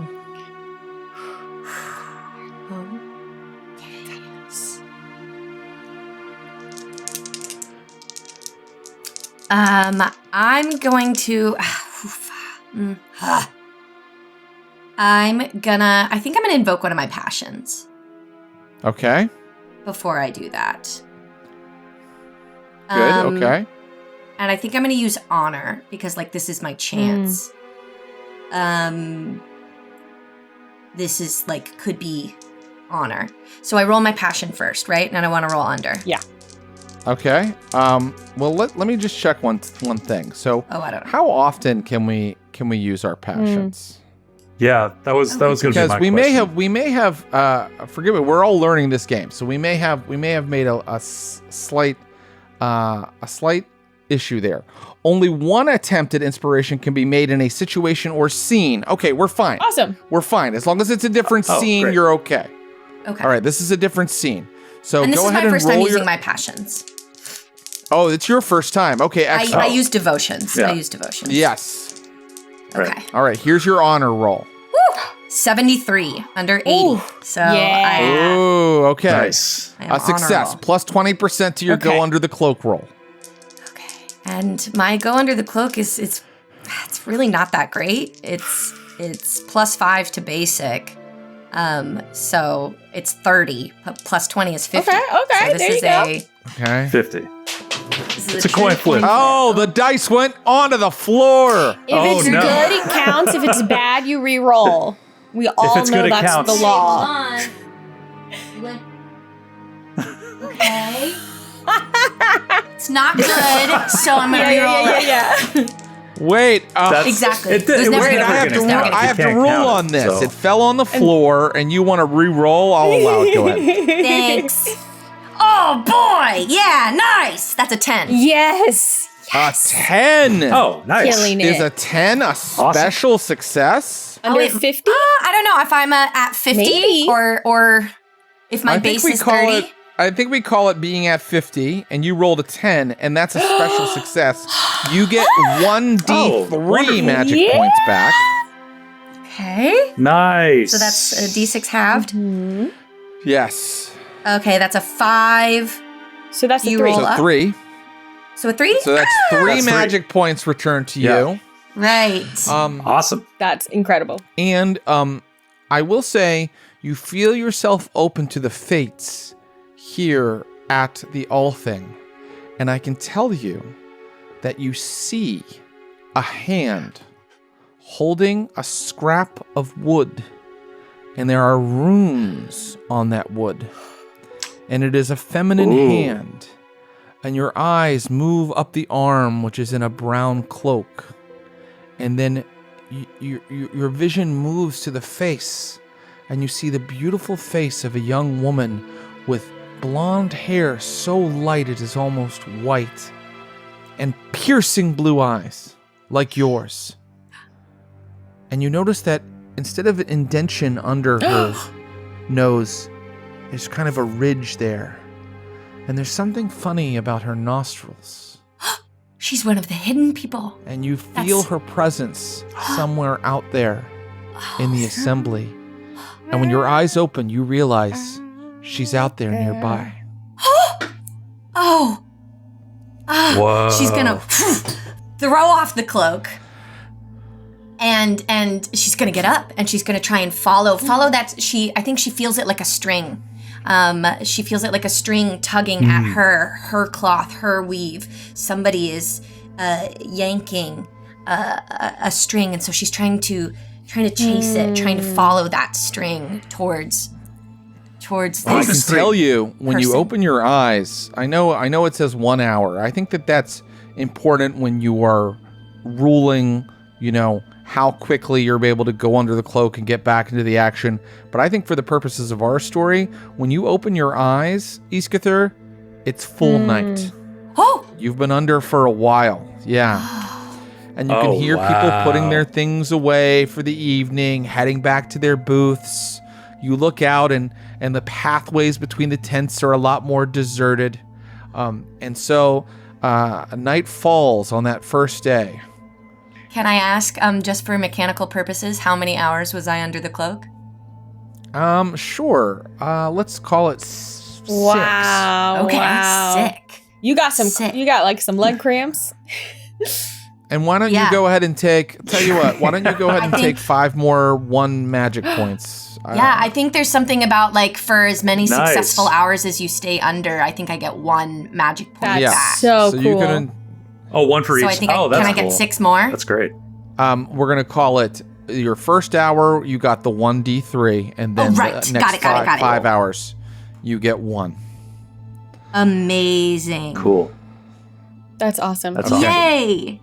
By the way, it sounds like you are the Norse did not really have like a priestly class, but sort of one of the closest kind of bridging groups that they had was the Volvas, which were these seeresses, these like women seeresses. So the word means like a staff bearer or something, and like it sounds like that you're one of them. It sounds like that's like kind of the role that you're her goal. Taking that's what she wants to do. Yeah. Yes, absolutely.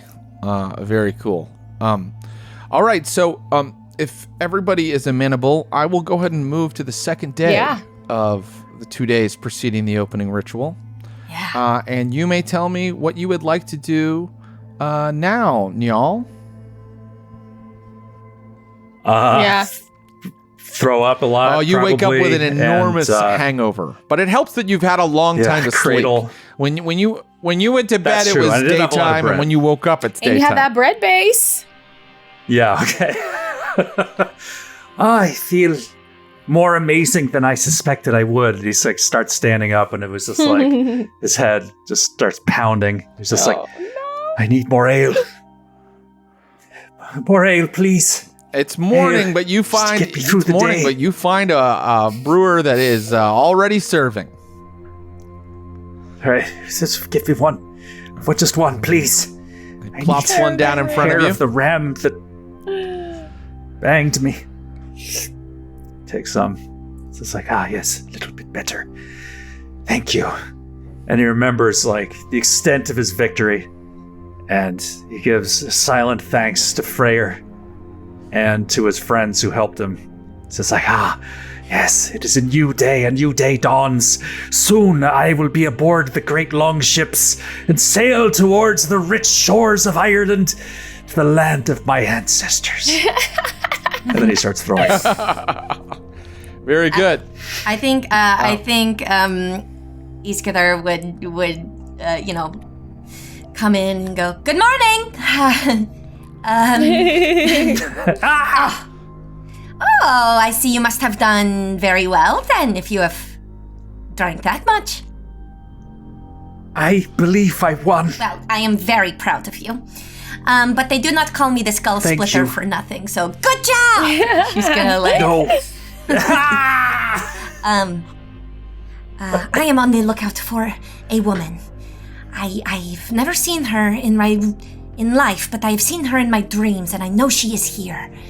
She's young, pale, beautiful, eyes like mine, and she's holding a staff with runes. If you see her, scream for me and I will find you. Oh, all right. I will be on the lookout for a blonde-haired, light-eyed woman here. Surely there can't be that many here in Iceland. I will keep an eye out. The staff is very important. Wooden staff with runes. The staff is key. Yes, I will look for the staff, cloak. yes. Brown cloak. Starts throwing up again. I think I have gotten up and just immediately been like, wow, I did not accomplish my cattle purchasing business yesterday. It must happen today. So I've just gotten up and immediately gone to try and deal with this cattle situation. Very good. You find where in the market there are people selling livestock. And you're sort of looking and comparing prices. Do you have a bargain skill? I believe. I don't think that you do. Well, if it would be under communication, I sure don't. Let's see what the... You sure don't. So that means you get the base chance. Okay, I'm not... Look, normally my husband does this part, and he's way better at it than me. The base is 5, so it's not great. Yes. Yeah. Are you married? To Hawker, who's wise in the law and will probably be sitting on the law council. Oh, okay. Awesome. So cool. you you can try to roll against your 5, or we can just say that you're having a bit of trouble. I mean, let's just see. Man, that's rough. Let's just see. roll and see. What's the worst right? that could happen? I fumble. Yeah. No, Paula. No. I rolled a 97. She did it. 97. So I literally think I did. Wow, that is. Is it certainly a fail? Roll indeed. Here's what happens. You're so bad at bargaining that each time you talk to a different seller of livestock about cattle, when they tell you the price, Harund, you do something very Harund. You are rude about it. That's what you want to charge me? I'm sure there's someone who can give me a better deal, and I just walk away to the next person. Exactly. Until I walk away and I'm like, Until there's soon. not another stall. Uh-oh. That's Yes. it. That's a lot. Soon the merchants are sort of whispering about you and giving you sort of sidelong glances. But you find one seller left. And he looks not wealthy. He looks poor. He's wearing rough spun clothes. And he has a scraggly beard. But when you ask him his price, it's a bargain. Something wrong with the cows. Nothing wrong with the cows. I am Filkir, by the way. Filkir. I assure you, nothing wrong with the cows at all. Strong cows. The only problem is that I only have one of them here right now. My brothers are bringing the rest, and they will be here today. Yes. And because of this strange situation, I will offer you now this bargain price. But this is for all 3 cattle. Can I pay for the one? This is and right. then give the rest? My brothers will bring the other 2. Come back here in, 3 or 4 hours, and I will have the other 2 cattle ready for you.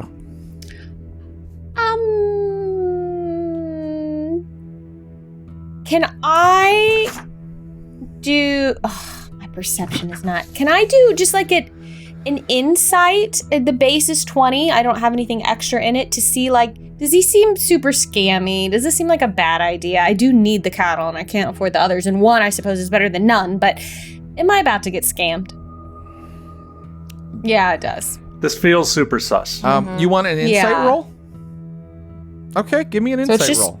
That's a skill? Yes, insight. It's under perception. The base is 20. I don't have anything additional to it. Okay. 81. I'm so like, this is my last chance. I failed. What's his name? Akur's gonna be upset with me. This man is from the West Fjords. You're local. You wouldn't. He's local. He's practically a kinsman. Yeah, I can trust you, right? He wouldn't steer you wouldn't wrong. Steer me wrong. Hey, give yourself a bottle cap, Darren. Yes, you should get bonus points have for that. a sharp wit, lady. A sharp wit. So, do we have a deal? All right, yes, you have a deal. And I'm counting on your honor to follow through on it. So, you make arrangements with him and you hand over getting one the cow. trade goods and the things. And then he gives you the possession of the 1 cow, which if you take it back to the booth, you can absolutely kind of keep it grazing near Olafur Blacktooth's people and near your booth. You're very proud of yourself. You've gotten a bargain price here. That's right, and I'm sure I can trust him. He is going to deliver on these other cattle. No big deal. No big deal. Nothing to be worried about. Absolutely no big deal. Meanwhile, y'all, you are, what are you looking for? What are you trying to do today? I'm going to go try to seek out the guy, Hrotur. I'm going to go try to find Hrotur and his gang Hrotur. to brag. I'm going to brag about winning that contest. I guess you didn't Very tell good. us probably about your curse. He's just going to show up and see. There's no beard. Oh yeah, and I don't know that he doesn't have a beard anymore, so I'm just gonna. That'll be a fun surprise. Hjorter isn't at the drinking booth he was at earlier, but you ask around and you find where his Gothi is located, and the booth where his Gothi dwells, and asking around, you know that he's inside. All right, and I just burst through, like that little girl in the viral video from COVID. Oh yeah, she comes in. He walks in like that. I love that girl. And then her little sister comes in after her. The BBC, People part to let you through, and you hear him saying something as you walk up. I'm telling you. Oh, by the way, you immediately notice that there are only a couple strands of hair left on his face. Just a couple more. I was like, oh, I stifle a laugh. As I see I'm telling you, face. It was the woman with the birthmark. She vexed me. She used her witchery. Not me. Hello. Oh, it's you. Is your face feeling cold? You didn't tell me your friend was a witch. Feeling cold today? You have no proof that my friend is a witch. Well, how do you explain this? And he points to his hairless face. Well, I think that you must have angered the gods with your denial of my destiny. Angered the gods, you say? You're a friend of the gods, are you? He sounds like he's mocking you a little bit, but he also sounds a little bit afraid. Yeah, you better be. Yeah. So you have an opportunity here. How are you going to convince him that he angered the gods by denying you? Which is a great tactic. Oh. Okay. Oh, let's see. What am I good at here? I could do... Could I do a area lore? Interesting. About like a story of like a similar circumstance of someone that happened, angered the gods. I love that. Why don't you go ahead and give me an area lore about someone who angered the gods and their beard fell out. Okay. And can I use my passion, my honor passion? Can I try to do that too? I think that would work. Yes, absolutely. Okay. All right, I get that. Okay, so I have a 65% chance. 78. Oh, a fail. Oh. And he's like, you listen here. You'll be no shipmate of mine unless you get your witch friend back here to fix this. Oh, all right. Well, I'll bring her back here. I can't and you'll attend see the assembly she like has this. nothing to Do you with this. understand? It's a shame to have no beard. A true shame. Yeah. Hey, shut up. Wait a minute. Yeah, it's not that bad. It's like, all right, I'll find her and I'll bring her back. But you'll see. Very good. So you have to head out and find. He thinks Harund did it to him because Harund was the one who had tough words for him. But you know it had to have been Iskathur. Yes. Iskathur, right? But I'll bring back. Harund. You'll bring back Harund. Yeah, I mean, we can't get his beard You'll come by to go and I'm back, going so and I'm like petting a cow and being like, and then later 2 more here. Well, let's jump though to Iskathur first. Iskathur, are you looking for? You're searching for this woman, this young woman you saw in your vision, right? Yes. I'm trying to sort of like listen to the music of the hidden people. I'm trying to feel the tug of that string, follow that path. Yeah, trying to listen for it. I think you're going to have to give me a listen or spot hidden roll.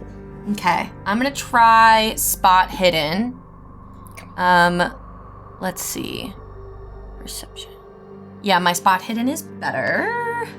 So let's try it. And I think I'm looking I'm looking for brown cloaks and I'm looking for that staff, right? Because it seemed maybe that can like stand out over a crowd better than just looking for pale hair and blue eyes, like how Niall said. That a lot of people look like not that rare here. Yeah, it's an island full of recessive genes. 99. Oh, no. Oh, that's very fumble. bad. That's a fumble. That is not as I'm bad gonna as it roll gets. that with that fumble, you spend all day searching for her. Your entire day is taken up searching for her, and you never find her. Is she hiding from me? Why would she hide? Oh. But you do find Guthrin at one point, the leader of the Sith Kona. Hello, Guthrin. And she says, "Have you prepared for tomorrow?" Yes. I went under the cloak, and I meditated for many hours, and I saw a vision. A vision? I did. What? Of a woman from the Hidden People. She had white, blonde hair, piercing blue eyes, and a wooden staff carved with runes. And I know she is here, but I cannot find her. I do not know.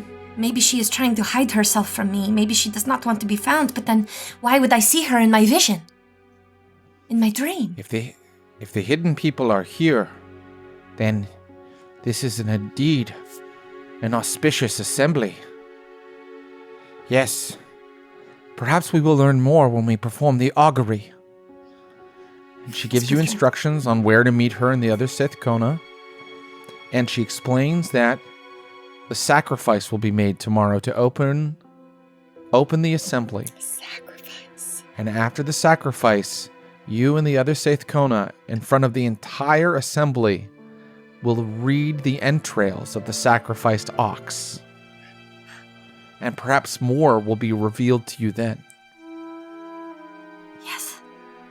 Yes, perhaps. I will be there. I will be prepared. In the meantime, can you give me any advice, any guidance on how to find this woman? I think she is important. They are called the Hidden People for a reason, child. Yes. Sometimes the harder we look for them, the more hidden they remain. Yes. My advice is to rest. You are so wise. You will see Guthrin. more clearly. You will see more clearly after you rest. Thank you. Thank you, Guthrin. Thank you very much. So wise. Of course, don't look for it. Just, she will come to me. I didn't even think of this. And I'm going to go back probably to Olafur's, Mygothe's tent. Very good.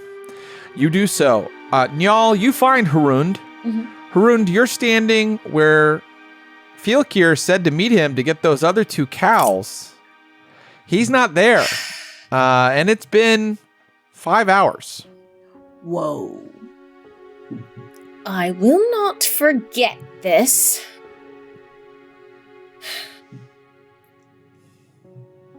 Hrund, Well, I'm what are waiting you for a doing? cattle delivery that is not coming. Oh. Well, you know what they say. A cattle unlooked for No, is the one no, with the I don't wanna hear sweetest it right now. flesh. I'm sorry. Listen, I need you to come back with me. Do you remember that Yes, fellow the one who's Hjolter going to let you on Helgeson? his boat. Now that you are honorable and have Yes, reputation. I hope so. Yes. Yes, because I won the drinking contest with the help of your bread and your prayers. Well, listen, his beard fell out, and he thinks that you're How would I responsible. make his so I beard need fall you out? to come back with me. That's what I told him.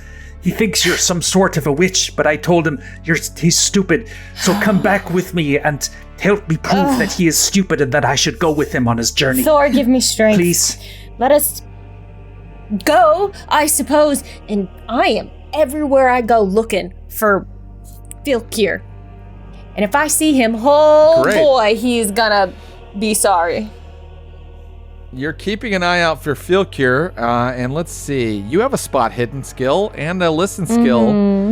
Would you like to keep an eye out for him as you head back to Hjorter's booth? I would like to, yes. Should I make a roll? Give me that spot hidden skill. Yeah, sure. Can I roll to? I don't know what he looks like. Well, if Hrund wants to tell you, you could know. He's in rough-hewn clothing. He looks like he's not as well-to-do as many of the other people here, and he is from the West Fjords, and I kind of describe him. Oh, I could spot a West Fjordsman from a mile away. Nope. 66, which is not a success because my spot hidden is 25. Very good. You see him and hear him nowhere. He has disappeared into the wind. But you soon arrive at the booth of Hjorter's Gothi, and you can go in and make whatever presentation you think you're going to make to him. Hjorter, I have returned with the woman you say is some sort of a witch, evildoer. Sather, make my beard grow back. Look at me. What about me makes you think that I have any sort of magical power? So it's just a coincidence that you had rough words with me, and then that very same day, my beard started coming out in clumps. Yes, of course it's a coincidence. Am I the only person you had rough words with yesterday? I know a curse when I see one, and yes, you are the only person I had harsh words with. Maybe someone else saw you, didn't like the look of your face, and cast a curse on you, not me. He stands up. You are trying my patience. You are trying If mine. you will not reverse your magic, am I? Yes, and I'm like, make myself as tall as possible. Hell yeah. And you say you are a fighter. Yes, but we cannot fight here, of course. There's no violence at the all thing. We can. We can. We can. We can if I challenge you to a duel. I don't... Look, listen, I just want my friend Njal to be able to go on your ship to Ireland. It's his dream. I have not cast a curse on you. If I win this duel, will you let him on your boat? He looks at Njal and looks at you. Oh my gosh. Yes. And you will reverse whatever it is you did to me with your evil eye. I didn't do anything. Very good. We'll set it for after the opening ceremony. All right. We'll go to First Blood. Okay. And I'm sorry for what I'm about to do to you. Oh, I think you're going to be feeling quite sorry after the fight. Yeah. You're brave, at least. I'll give you that. I'm more than brave. But you'll learn better. You'll learn better than to cast your mojo on a known man. In fury, I just go, woo! Careful! Careful! Who knows what other curses I might cast on you? And I turn around and I stomp out of there. Okay. Oh no! And I follow. I'm so proud. I'm 100% sure that she's going to beat him. This is Hrund. He's like, yes, I'm going to Ireland. Well, he has set this for after the opening ceremony, and perhaps now we should go there to the opening ceremony. The next day, at the appointed time, the entire assemblage gathers around a great meeting place on the banks of the river. And they are seated on benches all around. 1,000 people looking down at an altar that has been placed to open the ceremony with a sacrifice.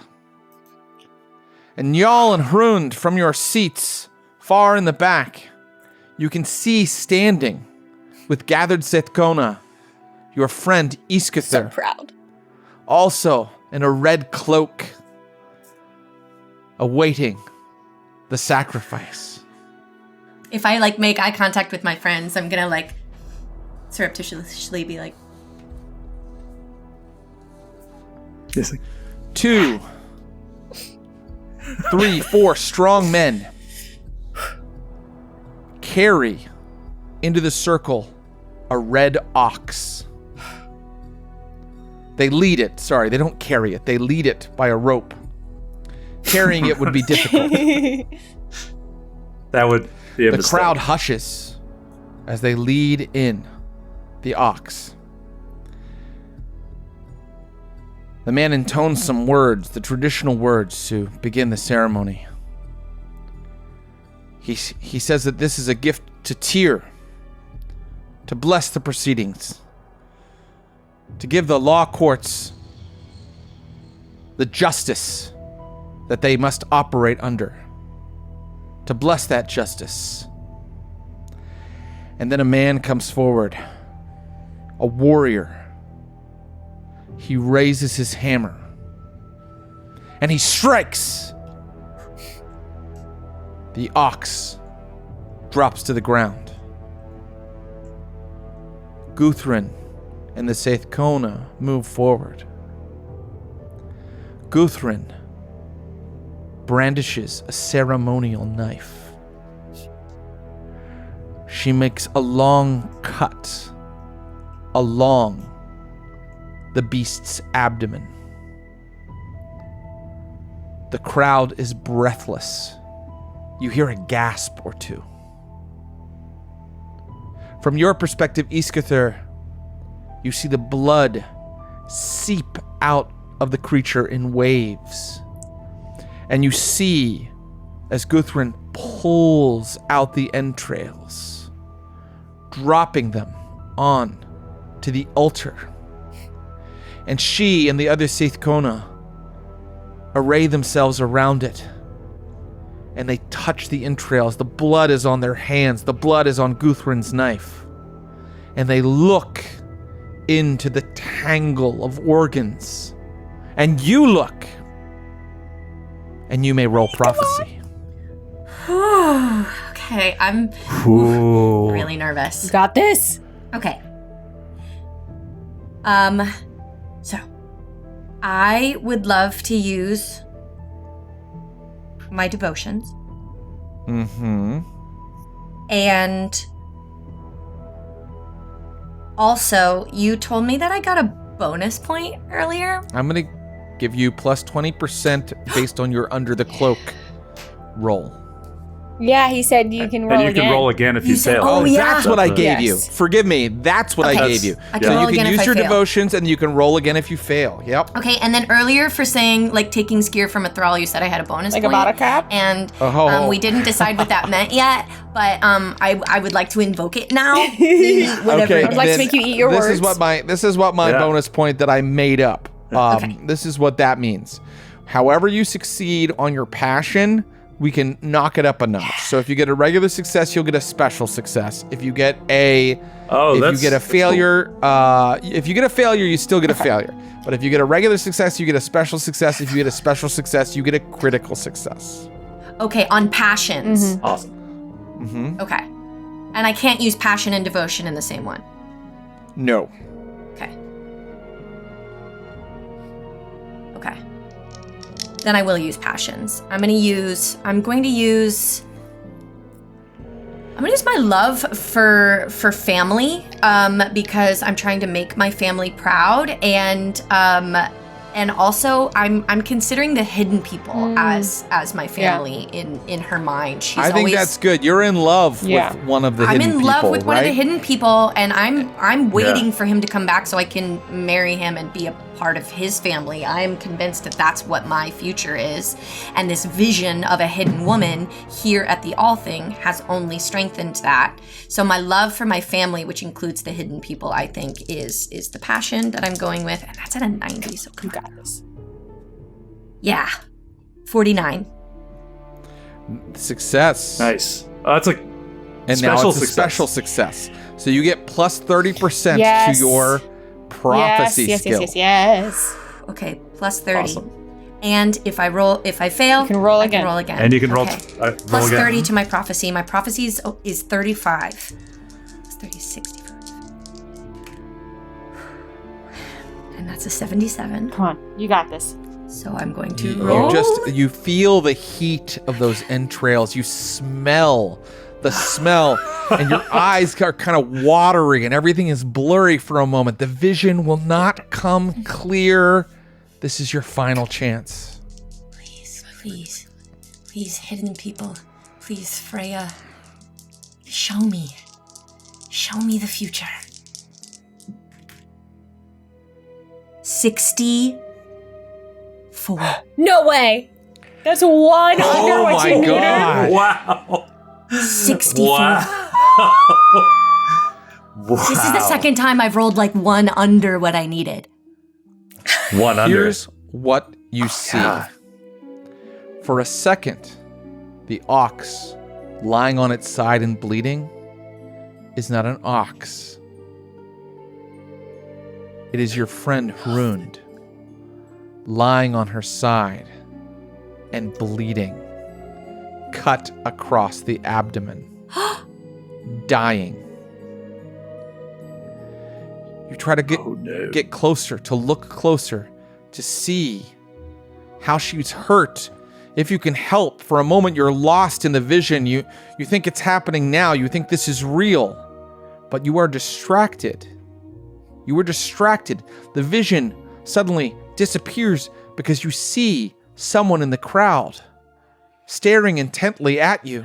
Oh my gosh. Way up, high up in the stands, there is a young woman with blonde hair so light it is almost white, and piercing blue eyes. And as you watch, she turns away from the proceedings and walks into the crowd. And that's where we'll leave it until we do part 2. Oh my gosh. The Age of Vikings! Age of Vikings! Age of Vikings. Incredible. That promo code again is VikingsGC. Thanks for tuning in to this Friends of the Pod. I had a great time today. Me too. This is a great game. I did too. Oh, wait, quick thank you to Chaosium, and also thank you to Dr. Jennifer Paxton at Catholic University in Washington, D.C., alma mater of our own Nick Lowe, who taught the great course that I took on Vikings. Thank you, Skid, for being so knowledgeable. And thank you, Mary Lou and Paula, for being I watched a YouTube video. I played 100 or so hours of Assassin's Creed Valhalla. So we've all done our research. And I read 4 pages of Eagles Saga. And a lot of this book about role-playing Vikings. We're going to do more research. Not that you need to. That's our point. Yeah. You don't have to. It just gives it more flavor, okay? And we're going to be back with a part 2 to this adventure, and we're going to find out, does Njal join a Viking expedition? Does Iskuther find her hidden folk elven lover? Does Haroon die horribly, bleeding out into the dirt here at the All Thing Assembly? Children. Come back next time, and you'll find out. Until then, this has been Friends of the Pod. Bye, Goodbye. everyone. Bye.